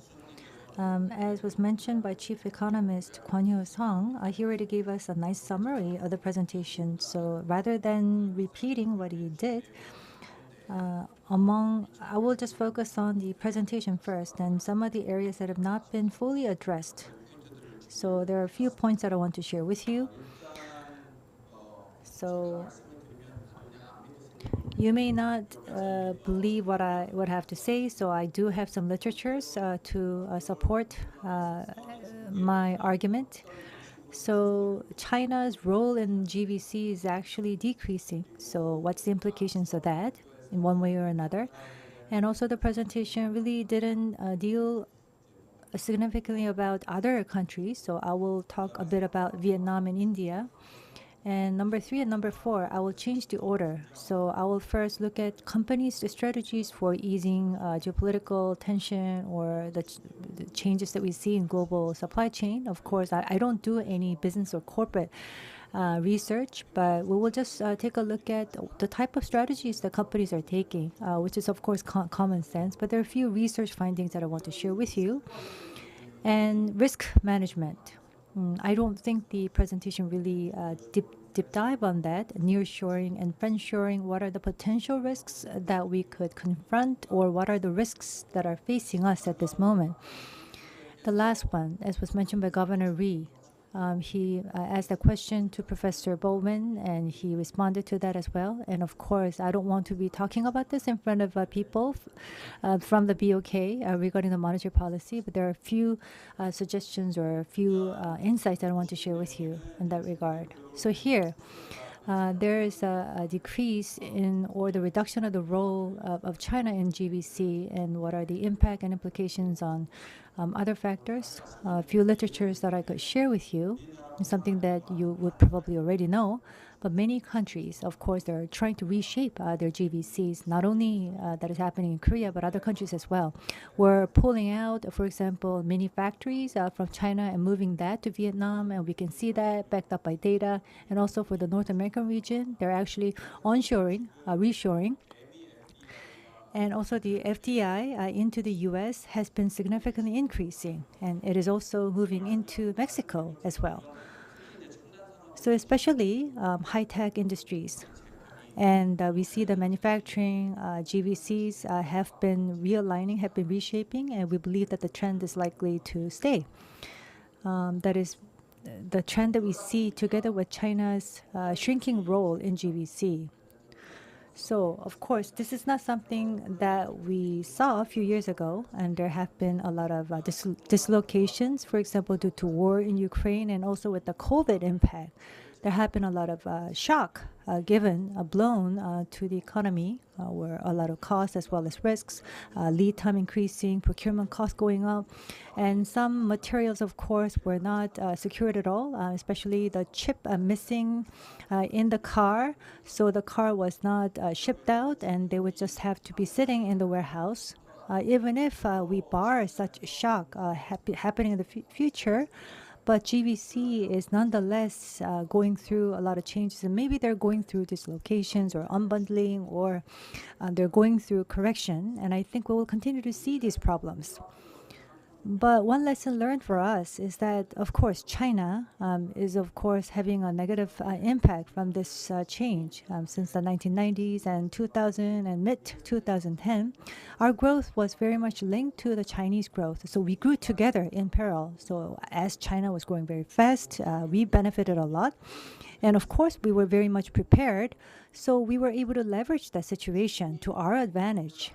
But amidst the GVC disruptions, they were impacted, and at the same time having a weak service economy, real estate issues, as well as local government debt, sustainability issues. All of these factors played at the same time, and people were quite skeptical about China being stuck in the mid economy or the middle country trap. So that was actually having an implication on us as well. So it's a painful situation. And of course, due to disruptions in the GVCs, the global economy has been coming down, and also the inflationary pressures have been there. So this is a reality that we face, and there's also an escalating geopolitical tension. So in order to avoid the situation and also to manage our risks, we're doing reshoring and friendshoring. But of course, they're associated with a lot of uncertainties, and also there are changes in the government and democratic countries, framework regulatory changes, and of course are causing much uncertainties to Korea at the same time. So I brought two countries for your reference, but other beneficiaries countries exist as well. Whether we are benefiting from this or not, we're not sure. But for sure, India. We talked about Make in India, but this is surely benefiting a lot. So we do this research 2 times a year. When we do the India outlook, we do a global economy outlook. But we're looking at the inflow of FDI into the Indian economy. If you actually look at data, FDI into India has been exponentially growing. We're not sure whether this is due to the government's efforts on the part of India, or this is because of the benefits that they're enjoying due to China issue. So anyway, India is growing really fast. And of course, it is not a big of a manufacturing powerhouse like China, but then still we see the trend picking up more momentum. And also, due to the conflict between the United States and China, many companies that went into India to invest, they say that there's not an infrastructure, there's not a highly skilled labor in great volume. So there are, of course, a lot of problems, but then many companies are actually pulling out or are discontinuing their investment due to those issues. And as for Vietnam, China, Korea, and Vietnam, there are logistics, import and export already taking place among these countries, and many Korean large companies are already present in Vietnam. And at the same time, as the speaker mentioned, Chinese companies, in order to do the risk management, they're relocating their factories to Vietnam. So Vietnam, of course, is having a lot of export to the U.S. So in the GVC, the disruptions and diversification, now there are countries that are actually emerging on the horizon. So we're witnessing that. We also need to pay special attention to these countries that are on the horizon. As for corporate strategy, I'm not a businessman, so I'm not an expert on this. But based on research findings, so how are companies responding to global supply chain disruptions? So here are a few thoughts I want to share. Very common sense, of course. If there's risk, companies try to diversify, don't put all the eggs in one basket. So they're moving around. So they're trying to decrease dependence on certain country, for example, China for Korea. So we're in that process. And of course, we're also trying to avoid political tensions. For example, going to Southeast Asia or Eastern Europe or other Central American regions. So there are a lot of projects that are underway to that end. And of course, nearshoring and reshoring are taking place. Many semiconductor companies or auto companies or battery companies, they're already present and active in the US. They're also diversifying their GVCs to other countries. So that is an overall theme that we see. And the next session will focus on AI, but there is an increasing utilization of digital platform and AI technologies. Companies they have to manage multiple locations, but they can optimize the process by utilizing these technologies. And in that regard, for sure, large companies or middle market companies and SMEs, of course, are quite different in terms of their capacity, because large companies already have their in-house capabilities, have much human resources, so they can respond to this issue without any problems. But if we just look all of the companies across, smaller companies are, of course, in a weaker position. And also for the ESG initiative, I think the same can be applied. You don't have a lot of resources, they don't have a lot of information, lacking in network as well. So the government's role will be very important in that regards. And other than that, for supply chain or strengthening your relationship with suppliers and hedging strategies are also being utilized. Now we need to also do the stock taking of our risks, because nearshoring and reshoring come with a lot of risks, not only just opportunities. So there's, of course, an issue of cost. When you go to the end consumer, whether that is going to be translated into inflationary pressures or not, time is still needed. If it is not translated into inflation, that means certain companies or somebody along that line will have to have that cost embedded in their process, and it would, of course, eat into their profitability. And if we diversify our global chain, depending on locations, the infrastructure mismatch may occur, and also the human resources, there could be a gap.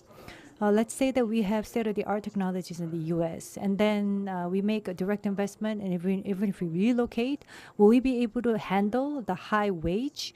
Will we really be able to find the right people there? Of course, what about those smaller cities with weaker infrastructure? And if you go to a third country, how are we going to deal with infrastructure? How can we secure the type of quality personnel that we want to take on? So this is another critical component to think of, because global demographics, it is really changing, and we're now seeing population decline or cliff. African countries and India, of course, they're growing in population. And the United States, of course, they're having more population. They're increasing in terms of population because of immigration. But then there's a talent war. So in recruiting people, there will be additional cost involved. So we also need to deal with that at the same time. The trade, tariff, political risks, and so forth. all these factors will have to be taken into consideration. Last one, inflation. I'm not going to go into that because this was already addressed before. But in terms of talent pool, recruitment, I think there will be some additional costs involved because of that. So with that, I will conclude my presentation. So thank you very much, Mr. Yoon. So as a moderator, I have to do risk management as a moderator, time management.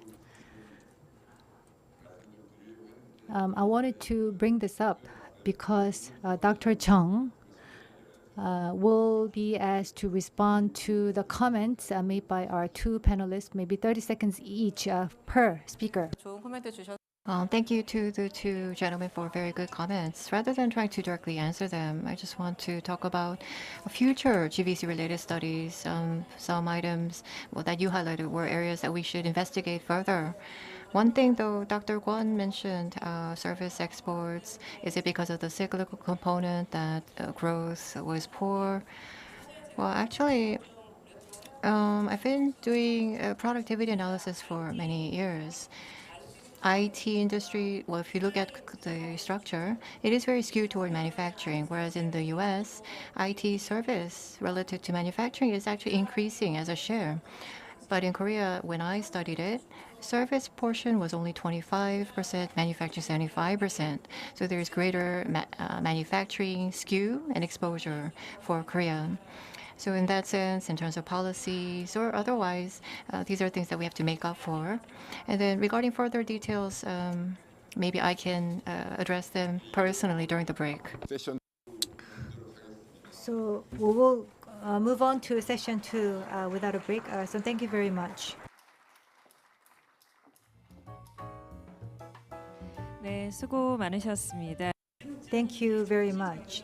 Jiho Lee, we had a bit of a delay from the previous session, but he was nonetheless very efficient in managing the time, so thank you very much for that session. I'd like to thank our moderator and also our presenter, Chung Sun-young, and two panelists, Kwon Hyo-sung and Yoon Sang-ha, very much. Thank you very much for your efforts. Now we're going to rearrange the stage and then start KCCI session.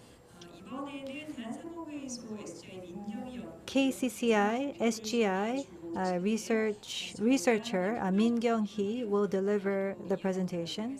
We will begin soon. For your reference, the topic of the KCCI session is AI. We're now shifting gears to look deeply at AI. So it's global AI and strengthening the industrial competitiveness. The presentation will focus on this topic. So as soon as we're ready to go, we'll begin. And we have a panel discussion that will follow right after the presentation. So we'll put some name tags here on the table and begin. 네, 정리가 됐습니다. Okay, I think we're ready to go. So we will invite Min Kyung-hee, researcher from SGI. We look forward to your presentation.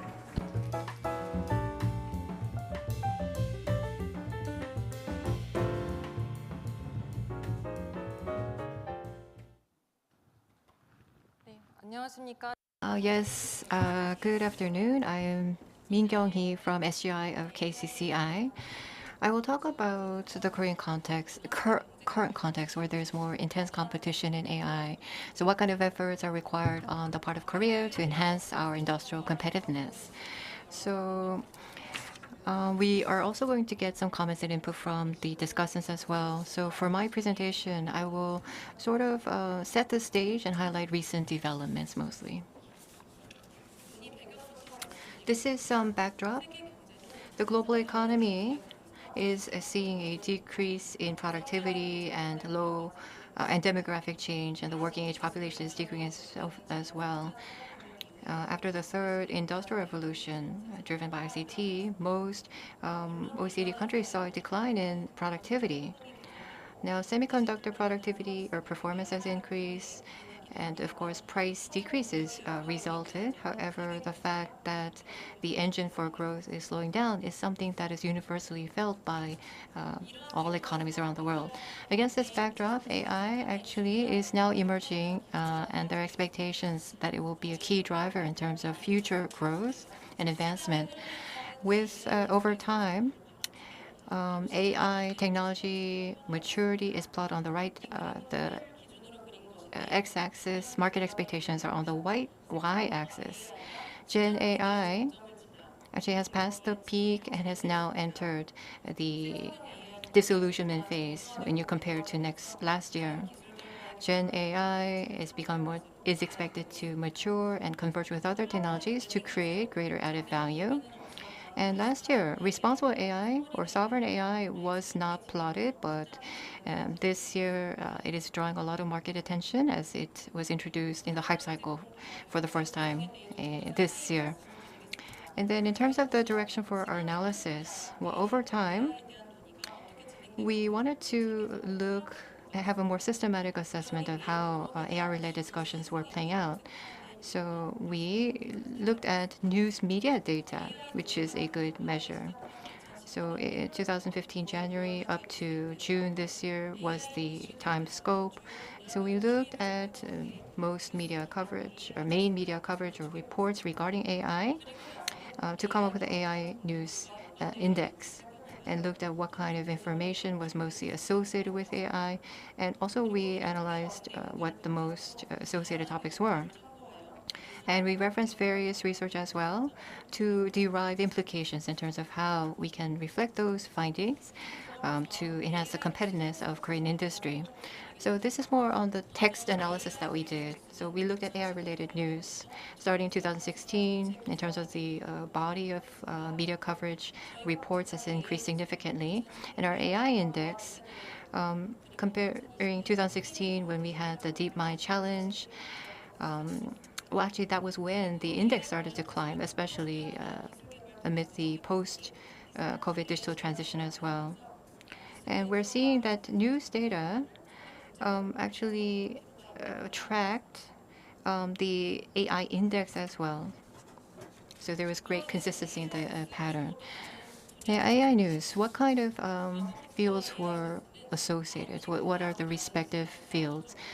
Usually in the IT science sector, AI was mainly mentioned, but then starting 2015, it started to be referred to regarding in the economic context. Now, in the economy, actually, now things are different. There's more mention of semiconductor, security, or stock market. But then in the IT or science sector, there's now more mention of AI. So this may have to do with the recent emergence of on-device AI. Now, within news articles, the AI keyword, we looked at the association with AI and other related search words. 2016, when AI-related news started to be highlighted, so there was a lot of information about the AI technology itself and plan. Starting in 2020, actual technology user application like data platform started to become the mainstay. And then 2024, AI performance, economics, market, semiconductor, those were the associated contexts. So in less than 10 years, AI-related discussions actually have evolved from focus on the technology itself to actual application and use. And so this suggests that we're really going through that hype cycle in terms of both technology maturity and market expectations very rapidly. And then we did topic modeling to look at the key topics embodied in the text of the news. So for all AI, business, corporates, investment market were found in high frequency across all topics. And so it signifies the importance of these contexts when covering AI. And we looked at the characteristics of each topic using other differentiated keywords. We found that they were evolving with time. On the right-hand side, you see that under topic 3, AI, technology growth related or business related topics were the mainstay, and then digitalization, data, AI service platform, building. Those were the main topics then. And then under topic 2, AI application, global market, semiconductors became the main topics then. And this actually reaffirmed the findings that we have from the related search word analysis that I mentioned earlier. And then the AI index that is based on this media coverage text analysis, we looked at whether it was associated with the performance of the related industry. And to see if there's a connection. We found that overall, there's a plus correlation between the industrial productivity and the AI index. And we saw a greater correlation the more we moved along the different maturity stages. So as AI became more mature, in certain sectors over others, there was greater positive correlation found. Now, these are the key issues that were uncovered through the news text analysis. So overall, within low growth, AI is expected to contribute greatly to improved productivity overall. And I will then move on to implications in different sectors, for example, the Korean economy, industry. So in terms of AI's impact on business performance, I looked at some data. So those who actually preemptively used or developed AI, post-investment saw faster monetization and are likely to see 122% increase in their earnings up to 2030, whereas those companies that did not adopt AI were likely to fall behind, more likely to scale back hiring and investments. And so in the same time period, they were expected to lose about 23% decrease in their revenue growth. And then we can also predict the impact on the broad economy from AI, not just on businesses, the speed of adoption, application in industries, and the expected productivity gain impact. These were found to be key factors or variables. So let me look at some of the studies in greater detail. So AI can replace existing labor, and through innovation of products and services, it can increase total productivity or total output. There can be reduced consumption, increased unemployment that can have an offsetting role. So AI, in the beginning, there's a minor incremental impact in terms of value add. But by 2030, the cumulative effect will be more appreciable. And then corporates, in terms of adoption of AI or the degree of absorption of AI, will be a major variable. So the overall trend is more important. We think that the global GDP will increase about 16% or 13 trillion on a net basis as an impact. Now, depending on the advancement of the different technologies, our approach in terms of analyzing the impact of AI will also likely evolve. In the second study, on the left, you see by industry. There were different scenarios that assumed different rates of adoption by industry. And we saw or expected a $15.7 trillion incremental boost from AI. And then the impact by country on value added. So compared to the baseline, by 2035, like the US, Korea was expected to see 2 percentage point increase in annual value add. This may seem quite high, but given how a potential rate of growth is expected to go down to 1% or even negative territory, AI actually can be a major source of significant incremental improvement in our productivity. And in the third study, AI capability and the rate of speed of adoption and how it is used to replace workforce will likely have an impact on productivity. So advanced countries and Korea was found to be able to benefit from greater labor productivity versus the average? Next is AI's utilization in industries and application. And currently, AI is very much used in high-tech, information communication, finance, and healthcare, mostly. In terms of Gen AI, the customer interactions are active, and data is utilized in marketing and sales, and expect that the use for such area will increase. For major industries, AI is now being actively adopted in following areas. First is mobility industry. This is where convergence is really taking place between manufacturing and service. AI technology is going to play a very critical role there. Autonomous driving has been implemented thanks to the hardware development. But with the advancement of AI, now automobiles are able to learn and experience themselves and also respond to situations. And also there's demand increasing for services and more convenient modes of transportation. So I believe that the market for AI is going to become bigger. Next is healthcare industry. Just like mobility industry, of course, AI technology adoption benefit is very high, but there are strong regulations and there are also high barriers to market entry. In the healthcare industry, AI can be utilized and bring a lot of benefits. For example, disease prevention and the new drug development, the cost and the cycle can be reduced. And that is going to translate into about 200 billion euro or 1.8 billion hours. And also, the quality will improve in terms of healthcare, and it will also mean a lot of opportunities for companies as well. Communication, manufacturing, and big tech companies and many market participants are now entering the healthcare industry and expanding their collaboration. Lastly is finance industry or financial industry. Now, as for the financial industry and financial services, they utilize a lot of large capacity data, so AI utilization can be very critical.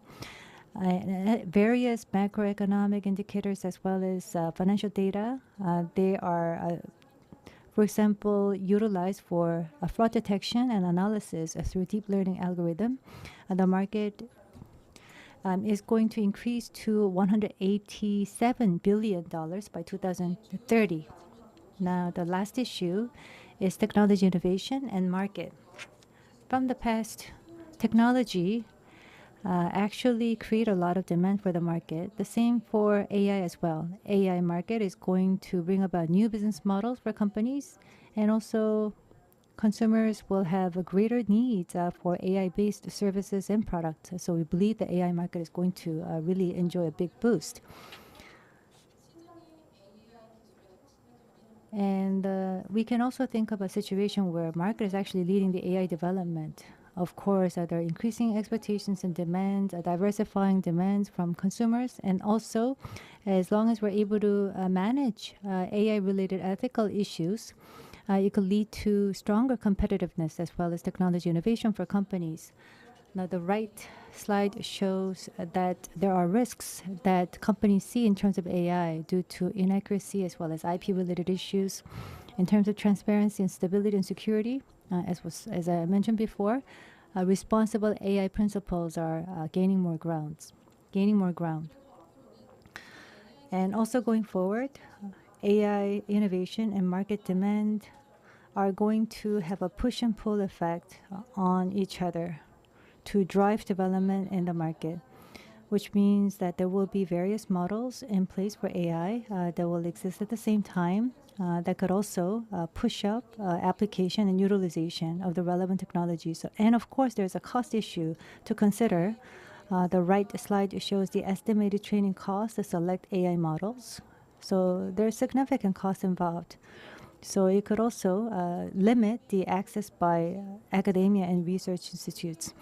In early 2000, there was much demand and interest in AI, but in 2014, we see that industry is taking over. And especially recently, some big techs are now dominating the machine learning models. Now, the implications, based on what I've spoken thus far, in order to strengthen industrial competitiveness in AI, what should we do? First of all, is regarding funding. in AI and infrastructure, compared to advanced economies, we really don't have a lot of resources that we can allocate. So we need to take a strategic approach to address this. AI investment is increasing, centering around the United States and China. They have, for example, capital and human resources that are concentrated in Silicon Valley to increase their AI investment. China is now promoting or creating a very conservative market environment and to limit their competition with the US and nurturing their domestic demand. And second, for global AI investment, even during the venture capital bust cycle, it increased. Around 2021, there was low interest rate. And with the pandemic, digital technology became more important, which pushed up investment in AI. But the financial market landscape changed, and it led to decline in investment. But with Gen AI in the market, we see that more investment is now flowing there. If you look at the type of investment, M&A, CVC, and venture capitals are accounting for about 50% of the AI investment. And as a result, companies' large capital needs have to be supported, and long-term investment should be promoted. Now, public funds have been very much focused on strategic industries or infrastructures, and the government's role always has been very critical. The same goes for AI as well. Especially there's a lot of competition and development. The market really hasn't been mature. So it is very important for companies to secure a long-term financing. So there should be tax benefits expanded to companies, and also including public funds, about 500 billion AI fund that will be created, and other sourcing mechanisms could also be scaled up. It is difficult to do an apple-to-apple comparison, but in China, starting from 2015, they had Fund 1 and Fund 2. They now created Fund 3 for AI, which is 65 trillion won in value. Next is infrastructure technologies. Technology infrastructures. AI and state-of-the-art technologies in Korea, of course, are still fast following up advanced economies. Now, the areas where Korea has been very strong in for the last 10 years has been reducing, but there are a lot of technologies where we're now becoming a follower. And for the AI technology, our level is only about 78.8% of the US. And there's about a 3-year technology gap in software and data utilization. Especially at a time where AI is evolving every day, the gap is going to be felt quite significantly. As a result, companies have to receive a lot of support in technology development and market promotion. And this has to be done from a GVC approach. Now, for example, companies are having issues in terms of measuring their business value and proof of concept. They're also concerned about the possible failures with AI initiatives.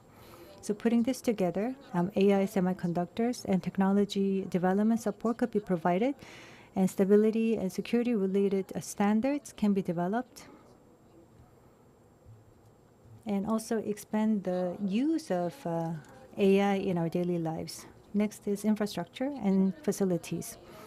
Big techs and AI leading companies are now establishing their data centers and developing their business models, but most of the smaller companies or academia and research institutes are lagging behind because they're under-resourced. And also the government has initiatives to provide support for companies. So depending on the demand and the size, for the data AI resources, I think we should work more towards providing accessibility to infrastructure for hardware and software. And also there's a lot of electricity that is used for AI. So we need to continue to strengthen our power grid infrastructure and also provide incentives for universities and academia and research centers in terms of their tariff bills, utility bills. Next is AI resources and also job changes. In AI technology innovation and utilization, professional manpower is lacking, which is also seen as a critical issue for Korean companies. Now, leading countries are now investing a lot. They're also realigning their educational curricula to align with the global standards. If you look at the career path of AI talent, they're mostly being generated from the United States. For example, among the AI talent, about 77% are getting their doctorate's degree in the United States, and they go on to get a job in the States. And of course, we need to have an enabling environment for nurturing our talent here, but this cannot be done overnight. And to address this from K-12 programs, we need to have a basic education program for AI, and also to scale up our AI curricula in universities and colleges, and also to strengthen our cooperation with leading AI institutions. And also with the introduction of AI, there could be changes in our occupations and jobs, and we have to be flexible in ensuring their job stability, which will be related to the stability of companies. So upskilling and reskilling support, as well as job transitional support, should be provided. Lastly, regulatory frameworks and law. In relation to AI technology development and industry promotion, there is a lot of discussion that's emphasizing the importance of putting in place a legal basis for providing comprehensive support by legislating the Framework Act on AI. As you can see on the right side, this is AI-related regulatory frameworks in Korea and countries in our other countries around the world. You can see in different highlights. In blue, it says expensive. This is where countries are now trying to strengthen their AI. The pink is, for example, facial recognition technology, facial recognition-related regulations that are in place. So there are regulations. The other one's incentives. So basically, we want to increase utilization of industries and also to create synergies by having the right regulatory frameworks in place. Next is AI governance to increase trust and to ensure stability. This is something that I've mentioned already, so I will not go into this slide. So it's difficult to predict how the future will be shaped by AI, but AI will become more utilized in our occupation, actually more so than when the first computer was introduced. AI is now just going beyond mere innovation. It is now bringing about revolutionary changes to our economy. Against this backdrop, for Korean companies to be able to have a stronger presence in the world, there should be collaboration across different stakeholders, including academia, research institutes, and businesses. Thank you very much.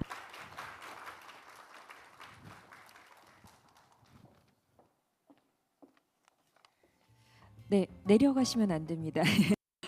Please be kindly reminded to stay on the stage. Thank you very much, Dr. Min. And we will now move on to the discussion session, which will be moderated by the president of SGI at KCCI, Mr. Park Yang-soo. And our discussants will also invite to the stage Professor Choi Jae-shi from KAIST, also Mr. Jo Jae-han from KIT. Please join us on the stage as well. So I will turn the mic to Mr. Park to moderate, please. Please give everyone a round of applause as we begin. Yes, good afternoon. I'm Park Yang-soo, head of SGI at the Korean Chamber of Commerce. Now, the current status of global AI, ways to enhance industrial competitiveness is the theme for our second session. We have two discussants with us, one an expert in AI, and then specialized in AI real-world application, a very renowned professor. And then in terms of what to do in terms of education or training, this is the area of research for Dr. Jo Jae-han from KIT. So we're going to have a discussion. I will try to sum up after they present their views. Now, Dr. Min, in terms of her presentation, well, in the past, there was a lot of focus on the AI technology itself, but now it's about actual application, how much market value, economics can be acquired, and in turn, how much productivity gain is attainable. I think that is the focus. And toward the back, potential growth rates are often studied, and the demographics, of course, are very important. By 2030 or 2050, there is a decline in demographic growth. Total factor productivity, 0.6 percentage points. It's a drop in the workforce. Well, there's a lot of gloomy talk, but if we can use AI to enhance productivity, 0.8% to even 2.0 percentage point boost, although that may be a bit on the high side, can potentially be achieved. So I think it's a function of how well we actually apply AI. And when we apply AI in different industries, of course, the characteristics of the sector will matter in terms of the outcome. So we have to apply AI to best fit the characteristics of each industry. Now we talk about the AI peak, how we're now past the boom and we're not at the bubble phase. But we talked about push-pull, how the technology up to now has been the push factor, but now it has to be backed by demand. Before it was investment driven by the supply side. It was all about making investments. Otherwise, but now, given the hype cycle, things can no longer be sustained unless it is backed by actual earnings and monetization. So only will demand increase when there is real application value to move to the next phase of the hype cycle. In the course of applying AI, of course, it is very costly. Not only the large companies, but the smaller companies as well. And so the AI infrastructure, there is need for government side support. There's also the issue of AI governance that was also touched upon by the doctor. So now let me ask Professor Che. So how you're applying explainable AI to industry? I think you are studying that. So can AI be a growth driver for Korea? So Gen AI or AI semiconductor technology or the available data, and then AI convergence. How do you assess Korea's competitiveness on those fronts? And now companies in terms of actual application. Professor Che, you may have provided a lot of consulting based on your experience. Are there some case studies that you can share? Now, quality of data sharing, bigger role by startups can be some issues. So in the actual application of AI to businesses, what kind of issues have you seen or experienced? So I think we'll ask each of the discussants to speak for about 10 minutes each, and then we can proceed with the next round afterwards.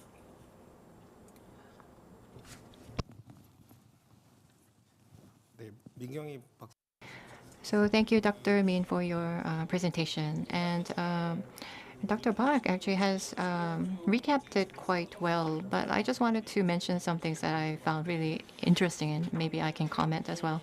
Regarding topic modeling, you looked how IT was the associated context, but now it's under economics, performance, economics, and market became more important themes. That was interesting.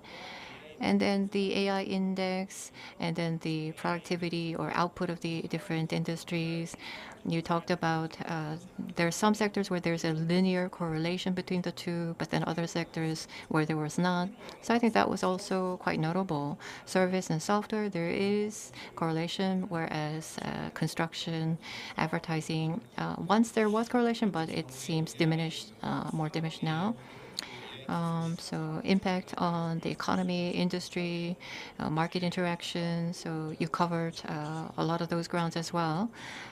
So based on what Dr. Park said, let me add some of my comments. As somebody doing AI, well, AI, did it really deliver that kind of substantive impact? I get that question a lot. From 2018 to 2030, global GDP increasing by as much as, 13, 15%? Is that real? Well, in terms of the latest developments in AI, right now, autonomous drive cars, the autonomous technology, well, we talk about that, but during the Delta Grand Challenge in the US, back then, we didn't have a lot of automobiles that could do that at a primitive level within like a playing field, just a limited testing ground. But now we do. And then Isidore, AlphaGo, there was a big battle in 2016. The computer vision algorithm has improved significantly since then. So as long as we have enough data, we can actually automate a lot of um, the technology that is visible to the eye. And regarding digital marketing, AI is now being increasingly applied. In 2020, ChatGPT, as it became even bigger, it led to even more automation. Now, more recently, generative AI is now automating content generation as well. Things are improving. So now in Hollywood, the screenwriters, they're now on strike over that even. So from autonomous drive marketing to contents, looking through images and speech, summing up contents, you see these big waves of change on the market. I think it is very much real. But then in the Korean economic context, will AI have this big impact? There's a report by the PwC. I think it holds a lot of major implications. They think that starting from 2018 to 2030, it will have the boost of boosting global GDP about 15%. So they hold. So China likely will see 13% or so, whether other countries may struggle. So other than China, which can provide both hardware and software, other than China, the US may also see the biggest incremental growth to GDP from AI, 25, 26% even. So how about Korea? What do we need to do? Is this even feasible? Or can we boost that incremental to about 15% of GDP? Now, for certain services, it doesn't have to be, a manufactured goods, but some sort of service. Can we provide some kind of service overseas? Or can AI help our overseas exports to expand our export market share? I think these are very key questions for us. So what are we good at? Let me share with you some of my personal views. Now, medical startups, they're only at the financing stage. They have not commercialized yet. But Hira actually has a lot of good data. And so a lot of products from startups like Lunic are now receiving approval from the FDA. Lunic from Japan also is showing growth in its market cap. Others also, the startups based on the wealth of underlying medical reimbursement-related data actually are now emerging and doing quite well overseas. Regarding Gen A, LLM technology, of course, compared to the US or China, we may be behind, but Naver, SK are investing and have invested in that kind of underlying technology. So although we're not ahead, I would think that we will be able to maintain third place as long as we are good about consistent investment.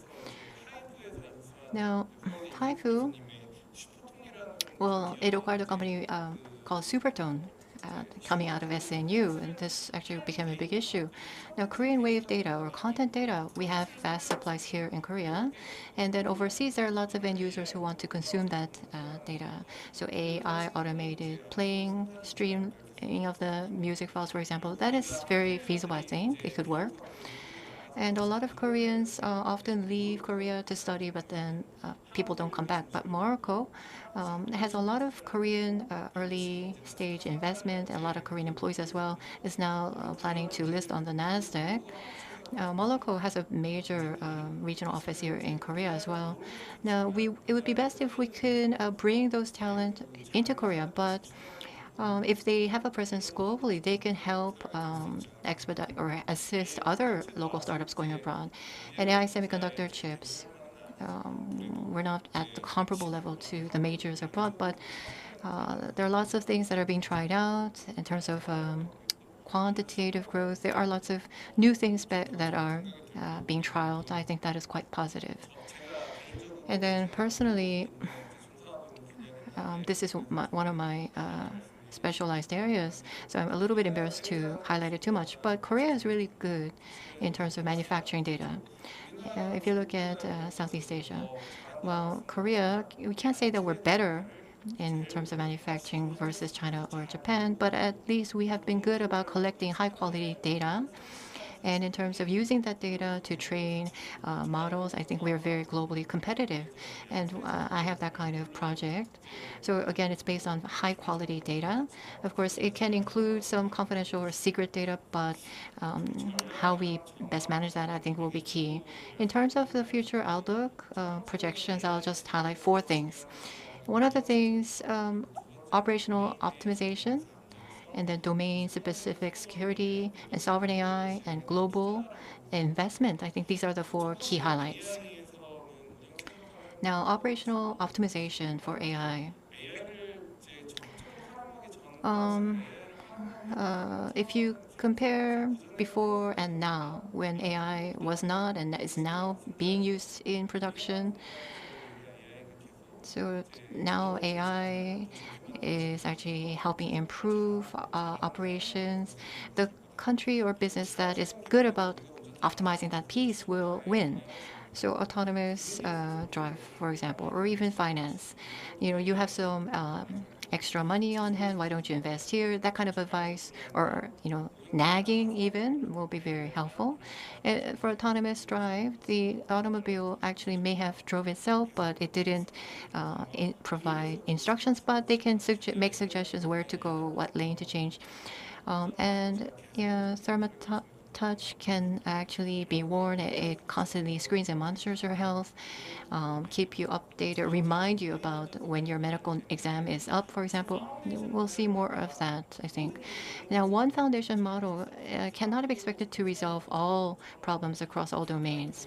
Like individuals, of course, we have our specialties. Autonomous cars, of course, are very good now, but it takes more than 10 years or so on-road testing, safety tests, before it can go to level 3. So for actual day-to-day use, just because you click an AI model, it's not enough.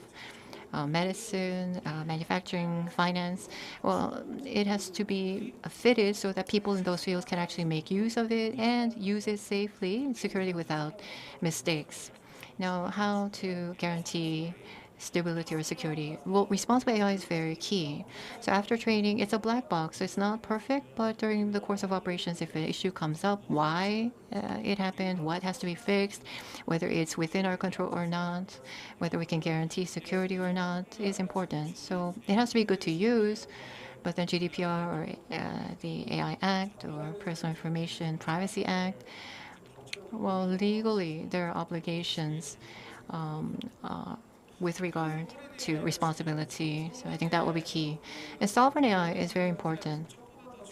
Now, more important than the nationality of the modeling company is where the AI model is itself located. So many companies, for example, like the high-profile LLM models, one of the biggest concerns is the LLM model, the main model server, is sitting in the US. So how about, what if our confidential company information, is it okay to let it be sitting there in the US? So for Korean business, they may use servers in Korea, or the LLM server of outside providers may be relocated into Korea. I think this will likely be sorted out quite soon. So for different countries, the LLM server location, well, LG or Naver, they could create a regional server in the US, for example, or they could bring them back into Korea. But one way or the other, where the LLM server physically is located, I think this will be very important in terms of security and also stability. And then lastly, infrastructure, human talent are the key investment items. Now, I think it's best to have a global orientation from the beginning. It could be a key success factor from the start because, like I said, globally, AI expected to boost global GDP by 15%. PwC is expecting the growth will be less for Korea. So whether we can pass beyond 15% or not, I think it may depend on whether we start with that kind of global orientation from the beginning. Will we launch or release overseas from the beginning? Or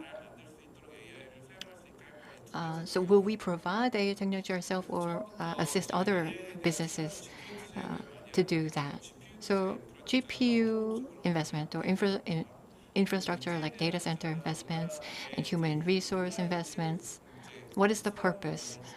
Of course, fostering the talent for Korea is important, but what about the strategy for fostering overseas talent? And then for institutions, corporate startups, globally, if we can work together in terms of research and business, it would be quite ideal. But how can we assist these entities through investments so that we can help them advance into the market, global markets? I think these will be some key considerations. Thank you very much. So he covered a lot of ground, including even sovereign AI. So I think hopefully we can hear more about that later on. Fostering human talent, we have to set our direction from the beginning, strategically where we want to go. We have to, because we will be investing a lot of resources. Thank you. 장님한테 이제 저희가 So we have Director Cho Jae-han from Keynote. We asked the director to look at the application of AI and its resulting enhancement in labor productivity.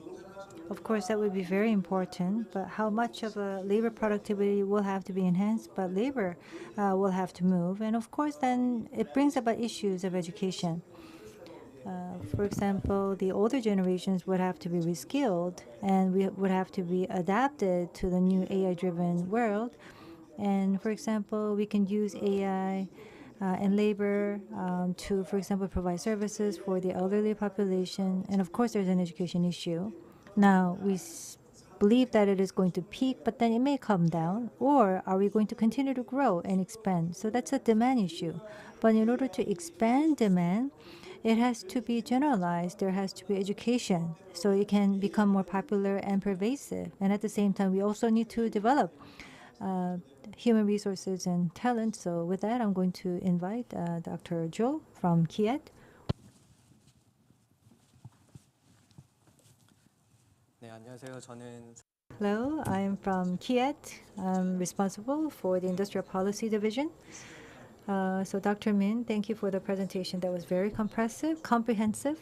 So we are currently implementing various projects at our institution. So I will share with you the results of our research projects thus far. So first is that we're now very much interested in AI. And of course, AI is going to dramatically improve productivity and will also have large repercussions and implications to our economy as well as society. And the expectation is there. And I think there's an overall consensus on that among experts. Of course, when we conduct a lot of analysis, are we really seeing the adoption of AI? Are we really seeing the application of AI to industries? The answer is no, because you showed us statistics, but according to Statistics Korea, their economic activity research data shows that in 2017, only the utilization rate was 2%. The recent one in 2022, it didn't go up as 10% or 14%. It's only remaining at about 4%. The media is saying that AI is being used a lot, but when you look at the ICT, education, and finance, true that adoption is really picking up steam, but it's actually less than 20% in terms of application. And we're very interested in manufacturing industry. The recent data showed that the AI utilization rate is still 2%. So why so? What's the reason for that? As I mentioned before, AI is drawing a lot of attention because experts are saying that this is a general purpose technology. General purpose technology, what does that mean? So it is not only used for a specific sector or specific purpose, but it is broadly used for the whole of society. And it can also be applicable to all of the tasks in industries. But of course, we are saying that this is it's claiming as a general purpose technology, but it is still difficult to increase the utilization of the technology. So is it not a general purpose technology? But it is. It is, of course, being successfully used in various industries. There are some examples to support that. Even if we just focus on manufacturing, it is not only used in industries, but in different aspects of industry. For example, in the manufacturing industry, the production process can become optimized as a result of AI, and also you can do demand forecasting, or engineering could also make use of AI. So it is actually viable as a general purpose technology, but there are still some bottlenecks and issues to overcome, so it is not as popular as we want it to be. So in terms of general use of AI, our institute has been focused on the following factor, which is we say modern productivity paradox. Dr. Min says that when we introduce ICT, for example, in the past, productivity, was it really boosted? We did a lot of analysis, but it didn't really go up as high as we expected. So for example, Dr. Brian Georgeson, the artificial intelligence, of course, we were saying that that is going to translate into higher productivity and economic growth, but that was really not taking place on the ground. So we say that this is modern productivity paradox, as we call it. And our analysis also shows that the modern productivity paradox is actually quite a grounded principle. For example, many consulting companies say that, of course, the AI brings a lot of productivity. But just to take an example, those productivity companies, of course, very productive ones are bringing AI, but the AI is not just having contributions to the productivity enhancement because these companies are already very productivity. And sometimes it is not directly translated, immediately translated into increased productivity. So as a result of that, there could be a slower adoption of AI. So how can we increase utilization of AI? Our analysis shows that the moments are not really different. What do I mean by that? For example, large companies and the startups or with shorter history, or tangible asset-driven companies, and they're of course making a lot of use of AI. But the reason I'm really focused on productivity is that AI may not really be so different from other technologies. Now, just because these technologies have more AI embedded in their process doesn't mean that they're becoming more productive as a result. Our research analysis shows that it is not. So in order for us to utilize AI more and to actually translate that into productivity and to increase adoption of AI, we have to actually take into consideration other factors than just productivity factor. So why is utilization still low and productivity not boosted as a result? First is that general purpose technology needs to be better understood. Most of the company strategies or industry strategies will show that we try to understand what that technology is all about. What's AI? Can we really adopt that to our business environment? That's how you align your business strategy and industry strategy. Based on your understanding of the technology. But general purpose technology means that it can be applicable to any sectors or any industries. So in order for you to drive performance utilizing the technology, you first have to understand where your weak points, pain points are. And to address the issue, you adopt AI to troubleshoot. So you have to have a shift in your strategic thinking. The same goes for industry strategy. Let's say that our industries, different industries face different problems or challenges. For example, shipbuilding industry, they may have labor environment issues, working environment issues. And then AI should come in to address that bottleneck. Let's say that you need to have a welding technology. Welding really requires a lot of experience, and experience can be accumulated even for a layman like me. I can do the welding myself based on AI. What about retail, distribution? Inventory stock management is really critical. Then AI can be introduced to boost productivity for that specific task. So rather than focusing more on technology, we need to understand what our pain points are in the existing industries and the businesses. Only then we can improve the application and also boost our productivity as a result. Now, I said that the moments are not really different. What do I mean by that?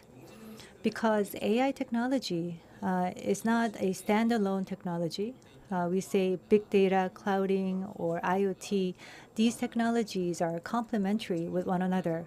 So this is also based on, for example, the various research that we have done. So it is not really existing as a standalone technology. And if it is combined with other technologies, it could increase productivity. So in 2016, the term, the Industry 4.0, Industry Revolution 4, that drove a lot of interest. But I think that everyone's really just biased towards AI. But in order for us to adopt AI and to increase productivity, we have to go back to what we were talking about back then when Industry 4.0 was first introduced. So we have to think about those technologies that existed then. So for companies as well as the government, not only just AI, we have to look at other complementary technologies as a technology universe. And third point, of course, people are complaining that productivity is really not enhanced. But it seems that it is very much biased towards labor productivity. Perhaps this is because of the employment structure being so rigid and less flexible, because AI, of course, can be defined in many ways, but according to Statistics Korea OECD, it is about reasoning and thinking that is to be replaced. That is to replace human in thinking and reasoning. So it is about to change everything. So when robotics was first introduced, there were many concerns about automation replacing our jobs, and robot and automation replacing ourselves. But if you look at, for example, routine work was replaced, or the mid-level educated skilled people were replaced by machines. But AI is really human targeted technology. So it is true that there's a lot of concern about labor substitution. Unless this becomes more flexible, the AI is not going to bring about full enhancement in terms of productivity. But in social aspects as well, there is unemployment issue as well. So because our institute is very interested in industrial policies, but in order to address social side effects, it has to be invariably linked to labor policies. I don't think a lot of labor-related research has been undertaken, but two things are important. BOK also announced in the past that due to the adoption of AI, about 3 million jobs are going to disappear. We also expected it as well. But if you look at the deep dive analysis, there are all the jobs that could be replaced could be gone. So that was our assumption. I'm not a labor expert or economist, but it's a task-based analysis instead of labor-based analysis, because my job comes with a lot of tasks, and some of the tasks will be replaced by technology, but most of the jobs or most of the tasks will remain. So we can, for example, go through reskilling and upskilling, which cannot be replaced by AI, and we can reduce the issue of job loss. And also, to increase our competitiveness, we have to focus on nurturing the right talent. Most of the technology and talent development, people seem to be just one-sided. You educate somebody, you, for example, nurture skilled people for engineering technology. But our institute has come up with a very interesting research results that those graduates from universities, they're really not playing significant role. So what does that mean? Due to AI technology development for the past few years, we saw where the demand was for labor. So the demand for university graduates really didn't go up. To be more specific, software technology, there's more demand for these people, for the talent. But when we specify the whole picture to look at AI, there's only demand increasing for master's degree or higher. So, for example, rather than putting in place a curriculum from the undergraduate course, we have to focus more on master class level programs. Now, the utilization again is low. It's a double-sided issue because we're a policy research think tank. We have to think about inclusiveness. Because the utilization is very low, adoption is very low, there are also issues in terms of people that are lagging behind, and we have to provide the right policy suggestion. But on the flip side, the adoption rate is low, and we really don't see much productivity boost. Then companies, if they start to adopt the technology and drive performance, of course, they could really strengthen their competitiveness. So, of course, implications will be different for companies versus government. But first of all, we need to clearly understand what the technology is all about. And it will, of course, take some time for this effort to be translated into productivity enhancement. And we also need to come up with the right policy support as well. So thank you very much. I know that there's a delay of about 5 minutes, but at any rate, we have another general discussion session that will follow. So with the last panel discussion, we will conclude the session here at this point. Thank you very much.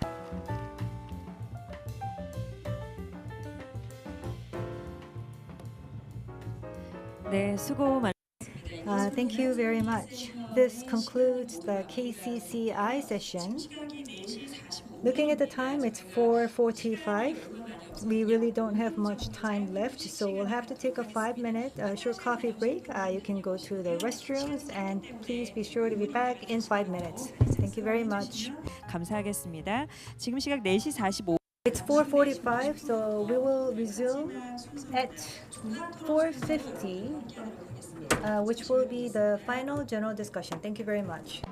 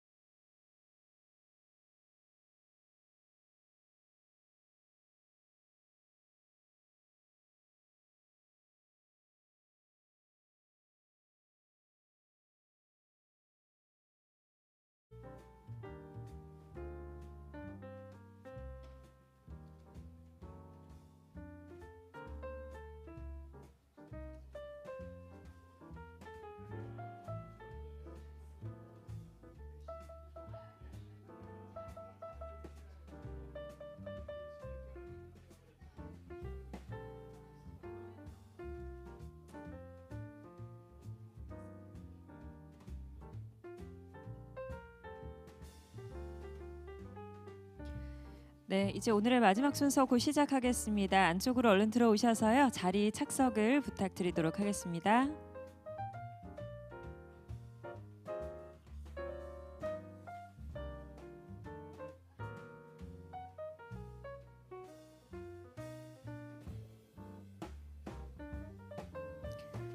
네, 제 3회째로 열리는 한국은행 This is the third BOK-KCCI Seminar. We began starting at 1:30.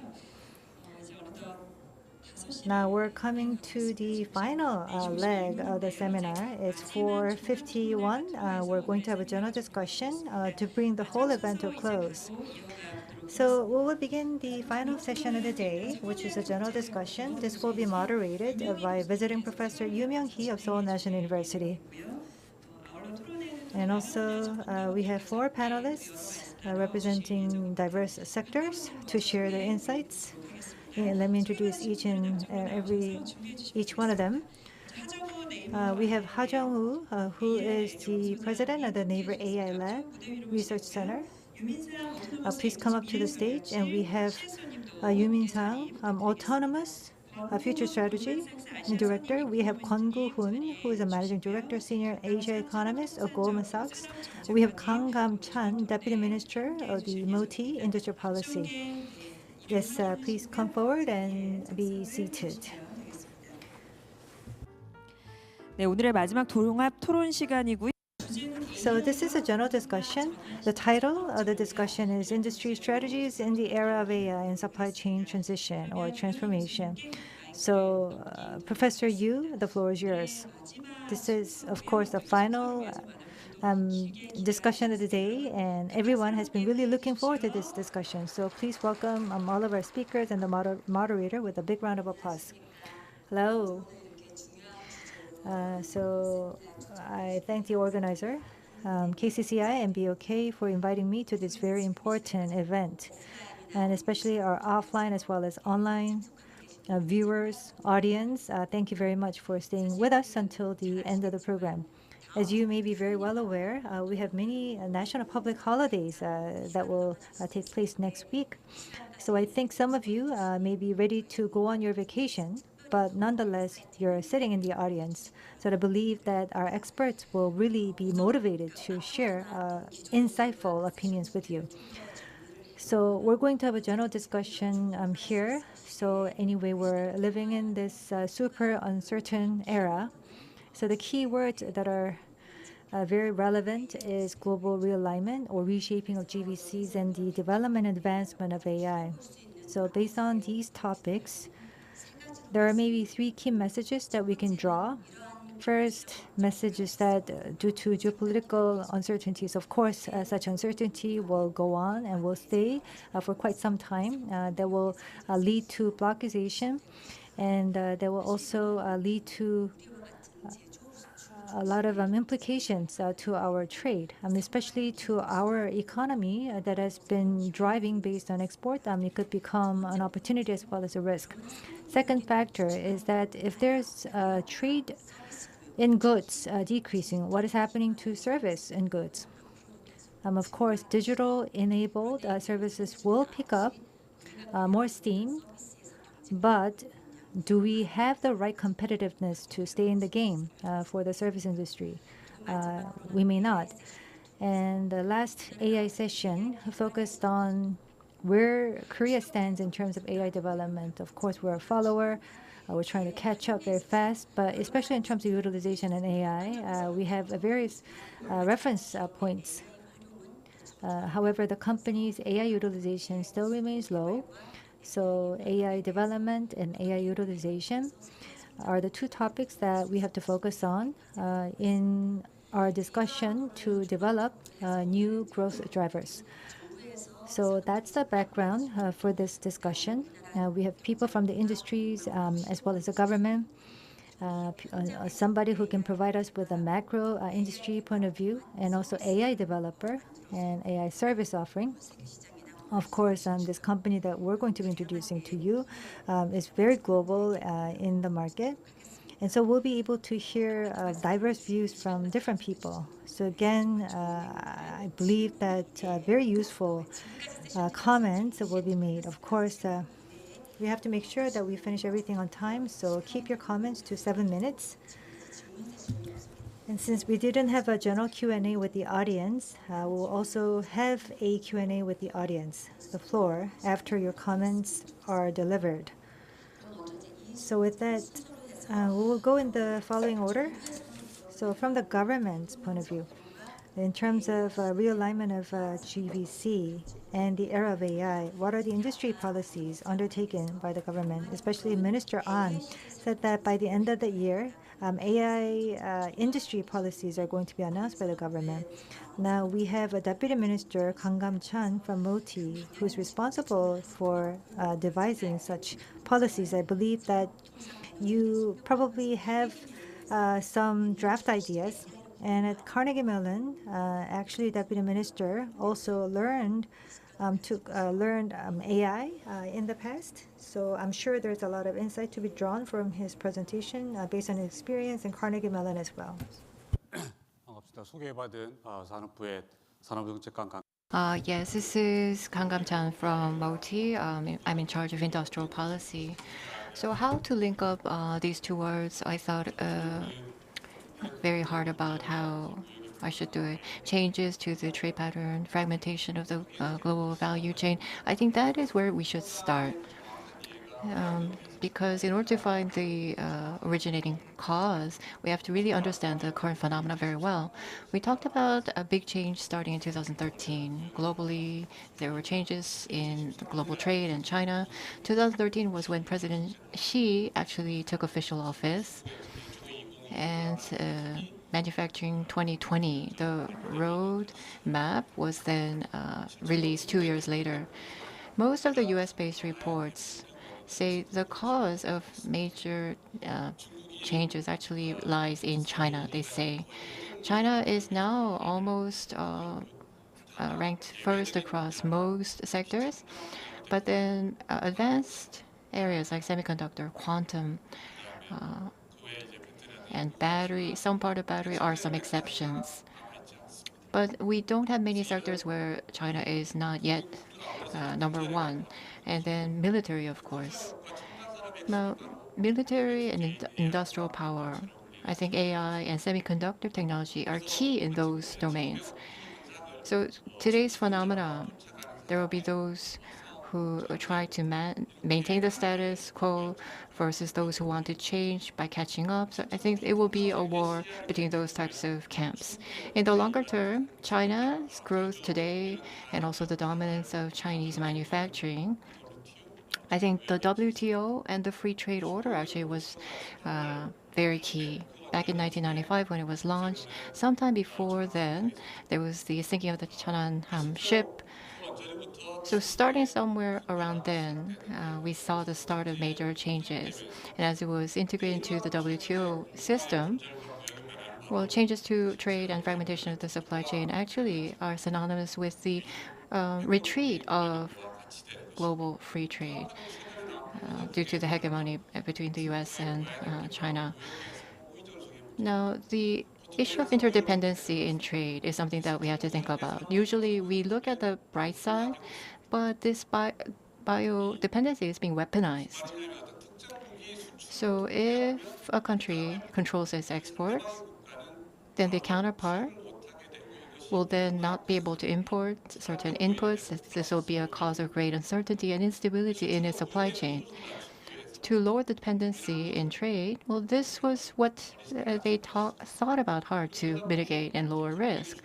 And so then there was the issue of decoupling, but realistically, it was not an option. So de-risking emerged as an alternative. Now, to stabilize the supply chain, there are many different means. Some may be easier than others. We have to think about the scope of the supply chain. Now, there's a raw material, of course, and then minerals and energy sources, and then state-of-the-art technology like semiconductor chips. But together with fragmentation of the supply chain, trade controls, technology controls were also imposed. Why? Called Bassinard control, export control, which is a threat to global peace. Well, quantum and semiconductor, these are two areas actually are being utilized for weaponization purposes. If you use quantum technology, you can actually decode decode or breach into systems. Also, semiconductors can be used for aviation, other military defense-related applications, and can impact cyber warfare as well. Military technology, of course, it's a key driver of overall broad technological growth, and it can actually link up to industrial growth as well. So, for example, AI is a good example. State-of-the-art technology, it can impact the industry of a given nation, and then military power and leadership in key technology areas where China is still weak. There can certainly be a transmission or linkage between the two. And the global landscape, so it is a fight between the US and China. So key factors are restructuring of the supply chain, and also AI is another key underlying driver. In terms of industrial policy, free trade order has now evolved to the current situation, so how should we respond? The first and number one priority is to stabilize our supply chain so we can diversify trade, price subsidization, or different options are available. Urea solutions or water is quite low priced. It would not be a major problem if we were to import urea water, but if a supplier actually blocks exports and we are blocked access, this will be a problem. What about government subsidies or support? Is it appropriate or not? That leads to different issues as well.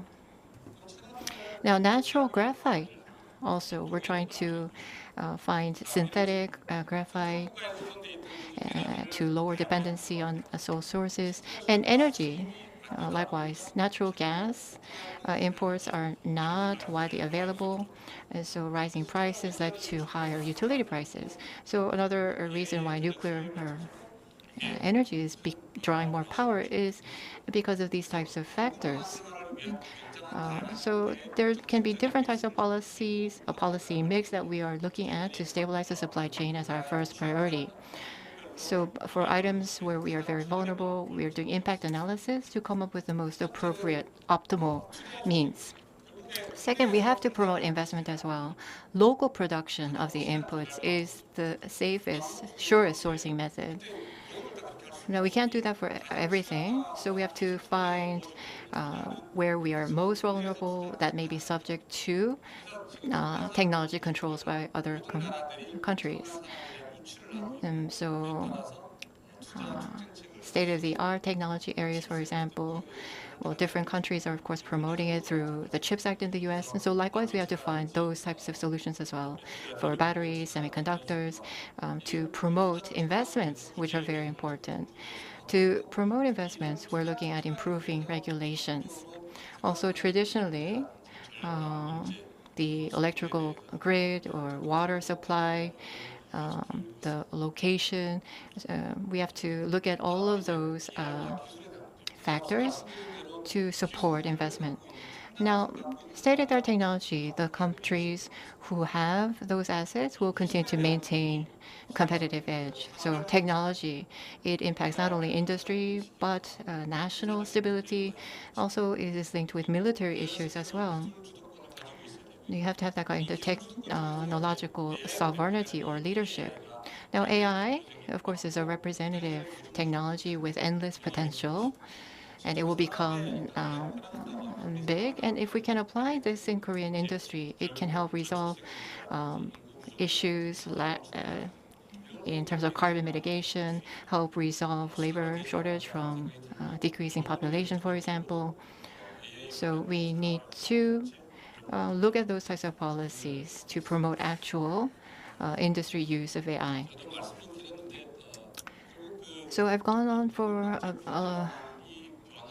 a long time, but structurally, of course, there is going to be an increase in costs. So how can we maintain competitiveness given rising expenses? I think this will be very key. And so I think AI presents an opportunity. However, because it is still in the early phase, many companies are uncertain. I think Chairman Choi Tae-won said earlier in the morning as to how much, or said at the beginning, they don't have a sense of how much investments would be best. But what is certain is that unless you ride the wave and make preemptive investments, it may become precarious. So companies need to invest more, and industry will continue to work to produce successful case studies. And then MOTI, well, trade policies, of course, are a part of industrial policy. Maintaining stable trading relations with the US, also with China, regarding raw materials, minerals, cooperation with the Global South will also be important. And then regarding rising electricity demand, how to secure stable supplies will be also important. And to wrap up, we had a human talent fostering national meeting this morning. So I mentioned the importance of technology, and a part of this issue is actually it boils down to human talent, how we can foster that talent so that they can later contribute more to Korea. I think that will also be very important. Thank you very much. 아주 짧은 시간에 여러 가지를 Yes, thank you very much. You touched a lot of ground, policies to stabilize supply chains, AI development, sovereignty to be supported by policies, also policies to promote investments, which are also important. So you tied a lot of these moving parts together. Thank you very much. I think later on when we have time, we will be able to ask for your views on other things. But one thing I just want to ask, you said that whether it's trade or commercial policies, large advanced companies actually are now pursuing industrial policies to move bigger into manufacturing. And they're setting up market barriers and say, if you want to market to us, you have to do local production. So before, the market and production actually were fragmented, but they're now being brought together. So Korea exporting out of Korea, that kind of manufacturing model can experience a vacuum effect as manufacturing may actually move out of Korea. So what kind of policy response can we think of, say, for Korea? I think we can talk about that a little bit later. Now, so we have an expert from Hong Kong. So let's try to zoom out and trying to look at Korea from outside in. So how is reshaping of GVCs in the era of AI? Is it really pointing us to the direction of service industry, service economy? What are the tasks that we have to address, and what do we need to do? So we have Managing Director, Senior Asia Economist from Goldman Sachs, Mr. Kwon Gu-hoon. It's Friday afternoon, but nonetheless, you're with us in the audience, so thank you very much for your time. I was actually going to speak for quite an extended period of time, but I'll try to finish in 5 minutes because Deputy Minister Kang addressed a lot of relevant points. So how important is this? Is it this is a third seminar, I believe. So this is not just an annual topic we're dealing with. This is a 30-year cycle. So we were growing up in the 70s, and the world we lived in was really different from the world that we're living right now. In the next 20 to 30 years, the supply chains realignment and AI, there will continue to be the recurring theme having impact on your employment income, your jobs, as well as real estate prices, housing prices, as well as long-term economic growth rate of Korea. Of course, we're not sure whether we'll be the winner here, but this is really an important event to consider. I have gray hair, I just want to point out that the world we lived in was really different from the world that you live in now. So I just wanted to underscore that point for the younger generation in the audience. So I thank the BOK for this opportunity. I think this is a recurring theme. Of course, perhaps not every year, but we need to revisit this theme maybe in once in 3 years, because this is not just a passing fad. And you may think that I'm probably right in 30 years. Don't forget me. So the second point, the Korean media, of course, they are trying to paint a very bleak picture about the aging demographics and housing debt, and we have to do what Japan did in the past. The economic structure, trade structures are changing, and technology innovation is taking place. For example, in the 80s, we had the internet and PC that completely transformed our lives. The same is happening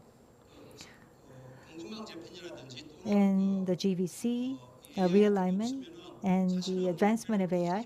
Well, really don't see much signs of hope, except for these two big themes. We may be following in the footsteps of Japan, low growth after demographic changes, because there's really a low possibility that we'll be able to fare much better in this current situation, because there are latecomers that are becoming very strong. But with the realignment of the GVCs and the AI, I think we're really presented with new opportunities. And of course, we have to do a good job leveraging those opportunities. I want to also take an example, whether this is right or wrong, but we're a very small-scale economy. It's quite small economy. But there are weaknesses that we can overcome utilizing AI, because it can, for example, replace much labor. We don't really have the economies of scale, but in terms of data analysis, there are also accessibility issues which could be addressed with the use of AI. The second point, again, I just want to focus on the opportunities that this different trend will bring about. The third, Korea has the enabling environment to do a good job. Not saying that because I'm a Korean myself, with the PwC and other consulting firms, they also say that Korea, compared to other countries, very educated and also very well advanced with their IT technologies. So we can link ourselves to the GVC. I mean, I don't really have full trust in the numbers, but the potential growth rate is 1.5%. So that means we're going to grow further by 1.5%. That's a significant impact. Whether that is going to be done in 5 years, 10 years, whether Korea really can do it, that's another matter to discuss. But we have the right enabling environment. So the MOTI, or some maybe with MOFA, if we work together with the industry, then the current ills that we have, for example, we can't really change the population structure. However, we can change the manufacturers. I think this is really something that can bring a lot of hope to people here. Thank you very much, and that concludes my comments. From a very macro point of view, you gave us a very hopeful message, the realignment of the GVCs, the innovation in AI. I think these are the areas in which Korea really can leverage as a tool, as an ammunition, and we really have the right environment in place. I'm not sure, and I want to understand the industry's point of view. From Naver, we have Mr. Ha Jong-woo. We had the LLM model, one of the 3 largest LLM models in Korea. We also have a sovereign AI model, starting from chips as well as services. They can utilize LLM. So we have a lot of opportunities in the global market, and also can create a lot of added values as well, make market.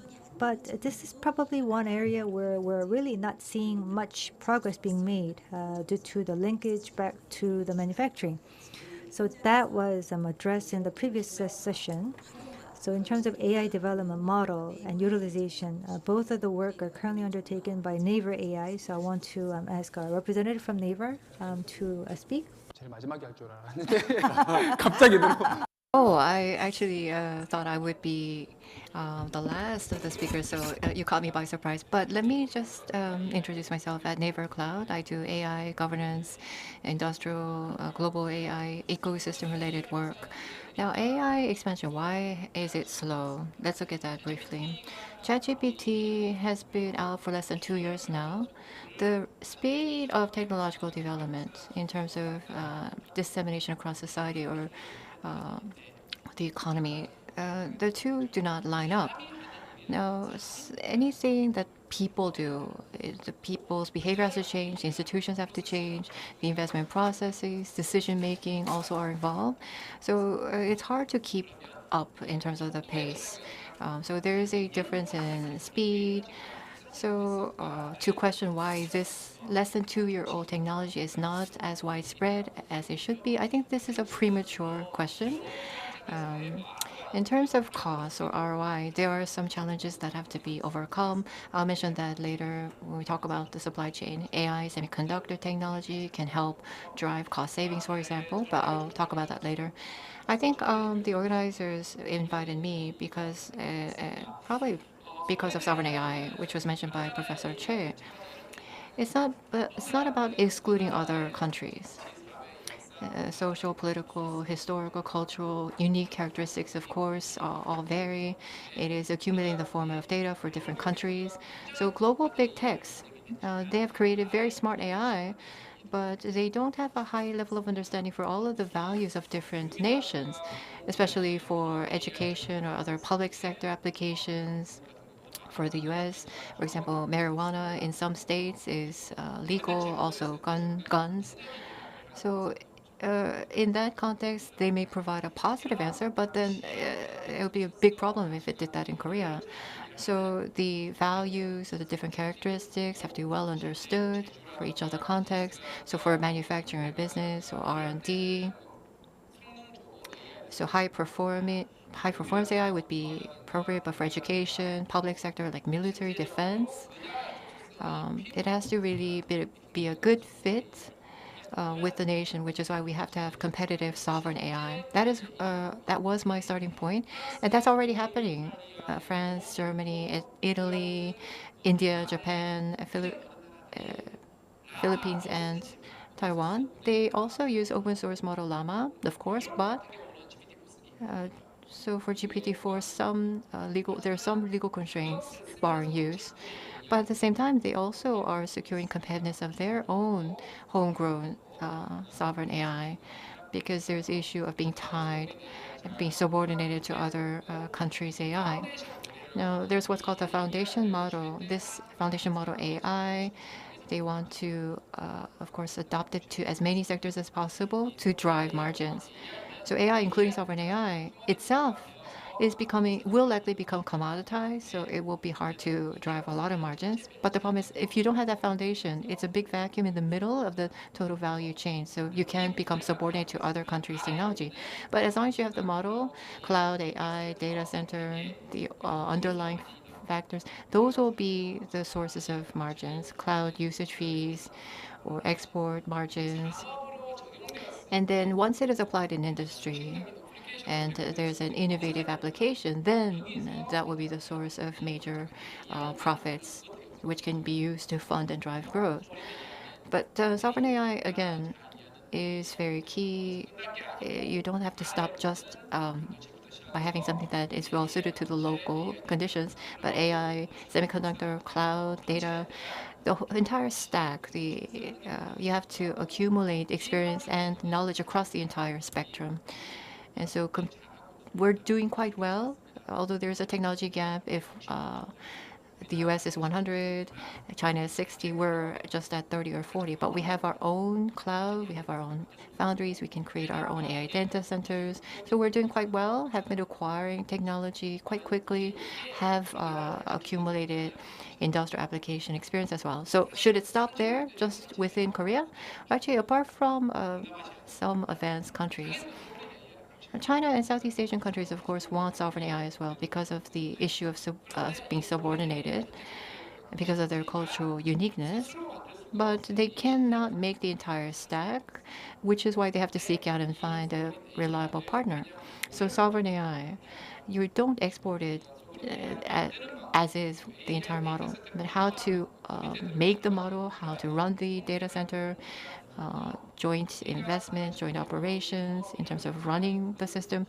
Our entire body of experience will be exported to the target markets. It could be in the Middle East, somewhere in South Latin America or Southeast Asia, together in partnership with local companies there to achieve joint growth. I think that will be important. The biggest problem for supply chain, well, GPU, AI semiconductor supply or supply constraints was the biggest issue. Naver actually is working, have a joint R&D center with Intel to use Intel's accelerator chips in a more effective manner to create this kind of software ecosystem at the same time. That gives us more options, which in that case makes everything more sustainable. And in order to address the cost issue, low power, efficient AI service or inference specific technology is required. So we're working on that kind of lightweight AI. But I think electricity is very key. For training, it eats up a lot of energy. Even when AI is not very widespread, we're talking about energy shortages. So we heard about how Semiton is going to make a huge investment, Amazon doing SMR directly. In that case, energy needs will increase even more. Will we try to resolve that just within Korea? But it could be Southeast Asia, Middle East, who have cheaper energy sources. So if we can find some condition where we can source cheaper energy, and then we can tie that up with our experience and knowledge in terms of sovereign AI, do the model development training, and then work together as part of this kind of global system where we use the different resources that the different countries have for optimization. I think that may be a more sustainable approach toward growth. I think that is where we can find opportunities for growth. So we should look beyond Korea, not just North America, but Southeast Asia, the Middle East, South Latin America, contemplate how we can work together with them. And I think it can really boost the GDP by more than 10%. Yes, Mr. Ha, very good. I think sovereign AI, the fact that we are one of the few countries have set up this kind of ecosystem. When I first heard the word sovereign AI, I thought it was limited just to AI services on the domestic market. We heard about how the lack of service exports was a constraint. But I think sovereign AI, you talked about how it could actually be a platform for moving outside of Korea. So that was quite impressive. We hear a lot about the Framework AI Act. Legislating it quickly is important, but making it quite well is also very key. Having this kind of governance system, what is best in order to promote growth of our industry and also encourage and support its advancement abroad. I think we hopefully can have more of those discussions. 어렵게 오셨습니다. Mr. Cha Do-won from Sonnet AI was going to be here, but due to some unforeseen accident, he wasn't able to make it. But on a very short notice, nonetheless, we have the CEO of Strategy, Mr. Yoo Min Sang. The CSO at Autonomous AI has come here despite the short notice. So thank you very much. So Spider AI, of course, it's very important. But for those companies that are using it, do we have any issues in terms of regulation and institutions? You're actually providing mobility solutions for your automobiles rather than just product parts or components. And to make it as a product as a service, so what do we need to do? If you can share your experience from the ground. Hello, Autonomous A to Z. is a company that I represent. I'm Yumin Sang, Managing Director, and I think I come from the smallest organization among the panelists over here. So I want to thank BOK and KCCI. Also, I want to thank Chaduwon, Sonnet AI, for this opportunity. So we are operating a lot of autonomous vehicles starting from 2021. We are the largest company in that regards. And autonomous driving is, of course, presenting a lot of opportunities, and especially in the AI era. And this is a very critical moment where we can really secure the leadership in AI. Why do I feel that? Because I worked at a regulatory legal policy division at HMC in 2012, December, at the UN. There was a automobile-related regulation session, and I was there as a Korean representative. And the automobile-related regulations were going to be devised, and Germany was going to be the chair of the session. And then the chairman said, "Are there any companies or anybody who have ever driven autonomous driving vehicles?" And that was 2017 when these people came together to make regulations without any experience in autonomous driving. It took 5 years to come up with the regulation for level 3. We call it autonomous driving vehicle if it reaches level 3. We have the regulations in place. Level 4, that's taking up another 7 years. So we're going to kick it off in around 2027. So there's a lot of discussion on AI by product categories. We have autonomous driving vehicles and robotics and so forth. And of course, autonomous driving vehicles are the ones that are very relevant to our daily lives. And the regulations were first forged on autonomous vehicles because there's criminal liability related to the drivers that needs to be addressed, and how we can integrate it into the existing regulatory framework. So we've been doing this for 7 years. So it's a lot of countries are now taking the leadership. Now the UN in 1958, 19958 regulation first came forward in order to facilitate the export, and we became a member of that framework as well. So in order to facilitate the export process. But the UN is now spending 7 years coming up with the regulations for the autonomous driving vehicles. So in 2022, Germany came up with the regulation for the first time for the B2B transactions. In 2023, Japan did that. And in 2024, Korea also followed suit. So autonomous driving vehicle regulations are present in Germany, Japan, and Korea. This is, of course, related to demographic changes as well, the population aging. So these countries are now taking the leadership, and they're now becoming de facto standards in the market, which will really give us a lot of advantages. So we're trying to enter global market, the Middle East as well as Europe. But when you are exporting an automobile, we needed to have a certificate for the UN regulation, but the regulations were not formed, so there was no certification. So they wanted us to bring some certificates that would be approved by the government. So our regulations can actually become the de facto standards. And then that could actually have a significant impact on the realignment of the GVCs. And of course, the United States and China are important players when it comes to autonomous driving. In 2010, they came up with a guideline in China that we're just going to have the guidelines. It's not legally binding, but makers would at least have to meet that minimum. So that's the US, not China. And then Tesla really came forward. It became a $100 billion in terms of market cap. So that led to innovation. So guideline 3.0 and 4.0 was being devised.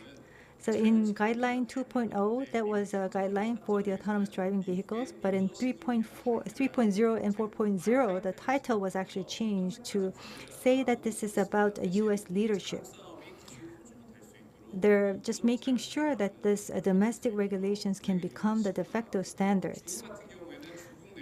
And also in China, they're allowing everything, but they're not releasing any data outside. We see lots of technology innovation taking place as well. And KCCI, we have a very important test bed. And also in the U.S. Michigan, there's another test bed China just decided to buy a city instead of, for example, buy a test bed. So this is very scary because many companies, for example, are using the solid state LiDAR. They're now putting it on the loop, and this is becoming a de facto standard. And that is now becoming a critical factor in terms of supply chain. And the prices have come down by about 1/3. Now, China, it's a completely new industry. And also, and because there are no global regulations, they could be exported to the global market, and it could become a de facto standard. So I don't think we're late because we're the country that have made the regulations. Third country in the world. We also have level 3. So we're trying to be very advanced in terms of regulations and framework.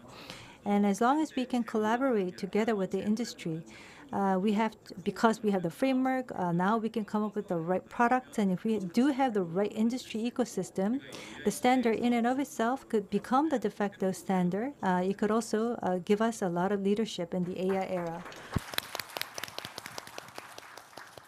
첫 번째 시작할 때 말에 So that was very impressive how he started his statement, because these were people that were in the room talking about regulations and rules where they have no experience with autonomous driving, that is driving the regulation. Now, Germany, Japan, and Korea having the regulations. Actually, the United States, they have a guidelines that is actually facilitating innovation.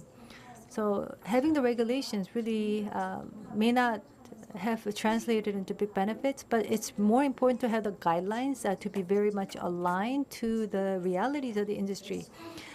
So we have only about 10 minutes to go.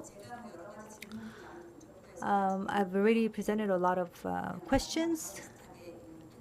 Perhaps our panelists could share their closing views, but do we have any questions from the audience? Perhaps we can just collect all the questions and then give the microphone back to our panelists for their final comments. So if you have any questions, well, of course, it doesn't have to be just limited to this discussion. It could go back to the previous session. So please let us know if you have any questions. 혹시 어디에 무슨 소속 So can you introduce yourself and your affiliation? It will help us understand the context of your question better. First of all, thank you. It was a very interesting presentation. I'm a university student attending college at Kangwon University. So I seek your understanding in advance in case my question is not very sophisticated. Now, AI and global supply chain, in terms of being flexible and responding to these changes is very important. The governance of the large corporates in Korea, is it well suited to address these changes? How should the governance of the Korean large corporates be changed to be more responsive? I don't know who I should direct this question to, but when the panelists make their wrap-up comments, maybe if you choose, you can include that question. So for large corporates or conglomerates, the governance structure, what do you think in terms of developing and using AI models to turn these technologies into new value-added service and to market it abroad? What would be the most optimal way in terms of support or the direction? So you can provide a more broad-based answer if you would like. Next question, please.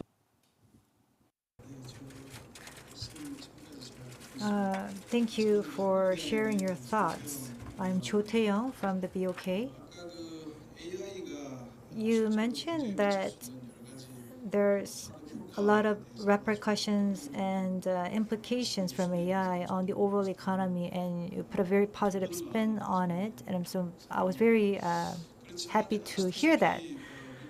But as you may well know, low birth rate, population decline, these are the challenges that confront us. But against this backdrop, we're trying to find a breakthrough in the AI development. And I think you're all pointing to that because perhaps we're unable to address the issue of low birth rate. But we're trying to find an alternative to addressing I don't think we should actually avoid talking about low birth rate just by focusing on other technological alternatives. So what I mean by that is what's the positive role that AI can play in addressing a low birth rate?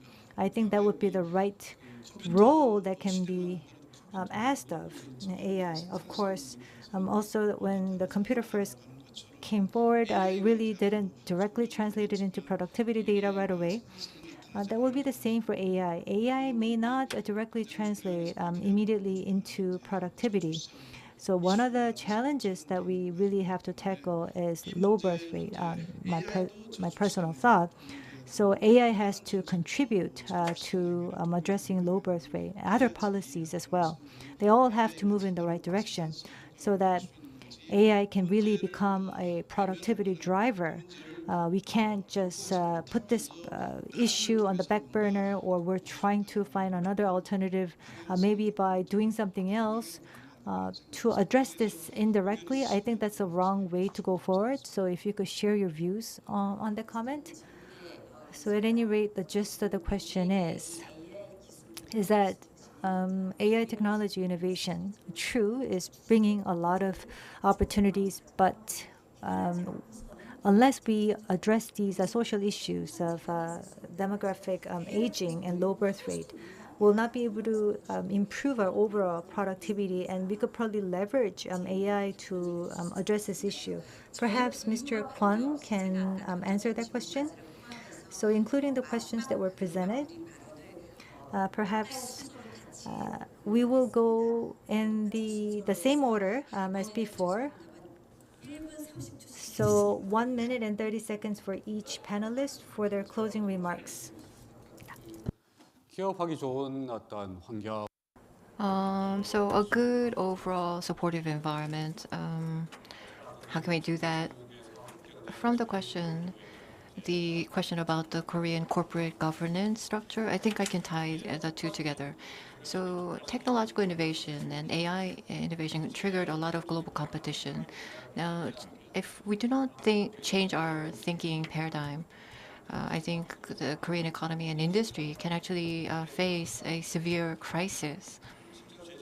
So manufacturing, our base, and as Mr. Kwon said, of course, there are certain opportunities, but how can we use AI in this time to use the evolution of technology? I think it will be very key in this time of changing momentum. If we're not able to adjust, I think we can experience a very difficult challenge. So regulatory innovation, promotion of investment, infrastructure support in terms of utilities like water, electricity, providing that kind of business support, I think will be very important. So I think ownership structure is something that we have to think about as well. Regulations on conglomerate CVC or overseas CVC investments should be revisited as well. Now, demographics, work-life balance has been used in the awareness campaign to promote or to address low fertility. So shorter working hours, productivity gain, work from home, I think they will have a major impact on productivity. So AI in the actual industrial field, it can replace labor working hours, but also the way we work, the trade union relations can also change as well. So it's ultimately how you use the AI technology well, and that can have a big impact on low fertility as well. Also, aging is another issue. Lots of people working in the industry are leaving. Welders, for example, are retiring and they're being replaced by foreign workers. So their implicit knowledge, which had been built up over the years, how can we replicate that through AI or software? I think will be very important. How to apply that also be important to promote further industrial application. In the manufacturing, I think our professor talked about the robust data. So how to create that data well, I think it's very key to the servitization of manufacturing. So in terms of spreading AI across industries, Korean version AI data platform maybe could be a nice idea. We're strong in memory semiconductors. Can we change up the system semiconductor ecosystem as well? Then there are threats that we face, but if we make that kind of extra effort, I think hopefully we can change it to opportunity. This will help produce a more business-friendly, investment-friendly environment. 아까 그 Mr. Kwon, Deputy Minister actually told me to speed up. So no misunderstanding, I hope. Of course, the population change, the low birth rate, the population decline itself is a very critical issue in and of itself. But in my view, it's not only Korea that is undergoing difficult transition in terms of population. Japan started this, Taiwan and Korea. That's in that order. And Thailand, among Asian countries, is now having population aging. What I want to say that AI and the GVCs, GVC realignment, and then you had the population issue and trade slowdown, especially for the manufacturing. So people say that we have to transition to the service industry. Now, putting all of these factors together, so what are the challenges that confront Korea? It's the demographic issues, and global trade is not as strong as before. And we have AI and supply chain disruptions, realignment. These factors could actually mitigate the negative fallout from the challenges. And our university student, you talked about the ownership structure, the corporate governance. It is very important to look at what other countries are doing. So when we were studying, for example, Taiwan is doing much better than us because they don't have the chaebol structure. Chaebol probably is not a right or relevant term to use. It's not really driven by large companies, that you have a stronger foothold by SMEs, and Korea was really doing much better afterwards and really are not talking about chaebol issues anymore. But Taiwan is really doing well. They're flying high in terms of AI. Very similar structures, and they have geopolitical issues as well, actually more so in Taiwan than Korea.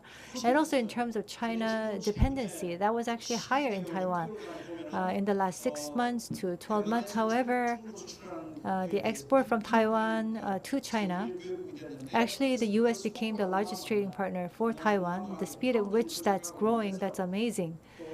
We're also trying to move in that direction. So China is not the largest market for them. It's the U.S. and also NVIDIA and AI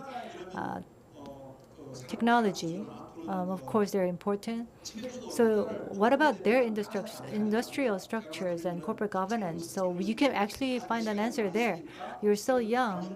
You have a lot of time on your hands. So based on the experience, rather than just looking at the concept, I try to look at what other countries have done. And that was my closing remark. Thank you. Thank you very much, and also for that very pertinent points. Mr. Ha, as you wish, because Mr. Yu, CEO, will be able to perhaps make the closing remarks before Mr. Ha. As for population aging, what can autonomous driving do? As I mentioned before, the regulations are led by Germany, Japan, and Korea. What are the common factors? Is that it's the median population, the age level is highest. It's very much related to the aging of population. In Seoul, the taxi drivers, 50% are actually older than 65. There are actually two 92-year-olds and 87-year-old who's now driving the company-operated taxis. And also, we have to ensure the right to transportation, and that can be complemented by AI. So Korea, Japan, and Germany are making the relevant regulations and moving in that direction. Can we really utilize that for aging issues? It's usually the older generations, they want to move into rural areas. People say that there's a population cliff. But of course, it's very difficult to access mass transportation because buses are not really operated very frequently. So the first project, it can be applied to those rural areas. For example, where tram is not available or going into remote mountainous areas, autonomous driving technology can really become a key. And if we can put that technology into use, then we can promote regional development, balanced regional development, which would lead to effective income distribution, redistribution, and also deal with low birth rate as well, and also low marriage rate as well. So AI can become a positive contributor in that regards. Autonomous driving technology companies from 1 to 15, there's no OEMs. Google Waymo, GM Cruise, Amazon Zoox, Euro, Getty, Way Mobility, all of these are completely new startups. Mercedes-Benz, HMC, you cannot find them among the top 15 companies. So autonomous driving really brings about a paradigm shift. That's why we see new companies. Now, when there was a change from a carriage, horse carriage era to the ICE, we really didn't have any carriage companies. The same goes for the ICE companies. There are newer startups now on the horizon. I hope that we will continue to have this opportunity, and I really hope that autonomous driving vehicles will take up a bigger portion in the market. Thank you very much. That was really well put. Now we will move on to the last speaker. I think the most difficult part will be to keep to the time. Regarding the AI Framework Act, I think there was, well, it is a key buzzword. It was not passed during the last session of the National Assembly. So there's a lot of debate going on about the bill. One key part is about post-regulation pre-use. The companies wanted, the civic organizations say that's too dangerous. I think AI, in terms of development and training, in that context, during that timing, there can be new types of problems that arise during the operational phase that will inevitably happen. But for the NGO, well, together with the NGOs, we have to try to find resolutions, improvements. In order to do that, you have to make it and at least put it to use. So using it first and then regulating later, I think that's the only way for things to advance.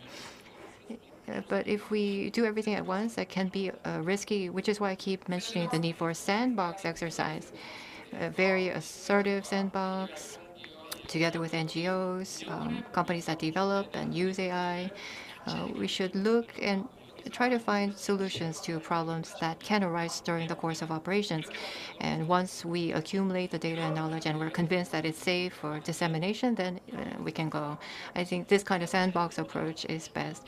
But then even more important, maybe this, AI can boost productivity and can be the source of new opportunity for innovation. It may be limited to certain classes or sectors, and we may have to make sure that does not happen. Make sure that nobody, it can be individuals or regions or industries, we have to make sure that nobody is left behind or neglected. We have to make sure that there's no gap.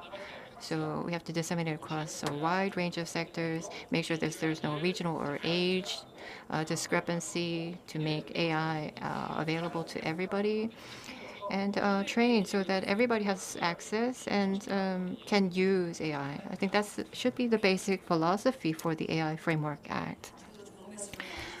Thank you very much for the good comments. No need for me to recap, but just one thing.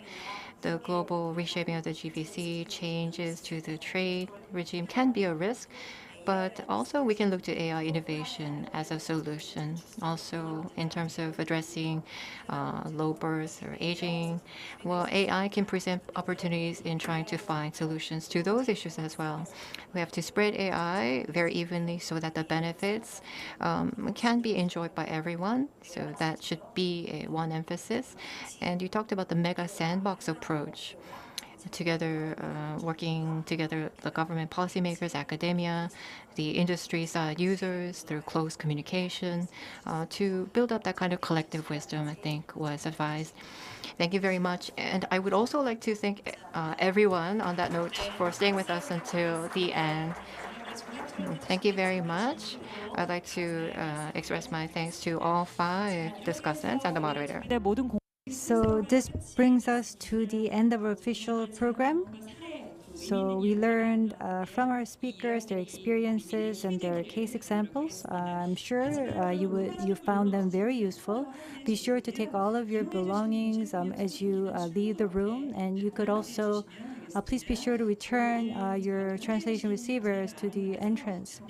We also have small gifts available for you. Please be sure to pick up your souvenirs. The 4th BOK-KCCI Seminar will come back to you in 1 year. So thank you very much. I'm Im Hee-jung. Thank you very much for your time.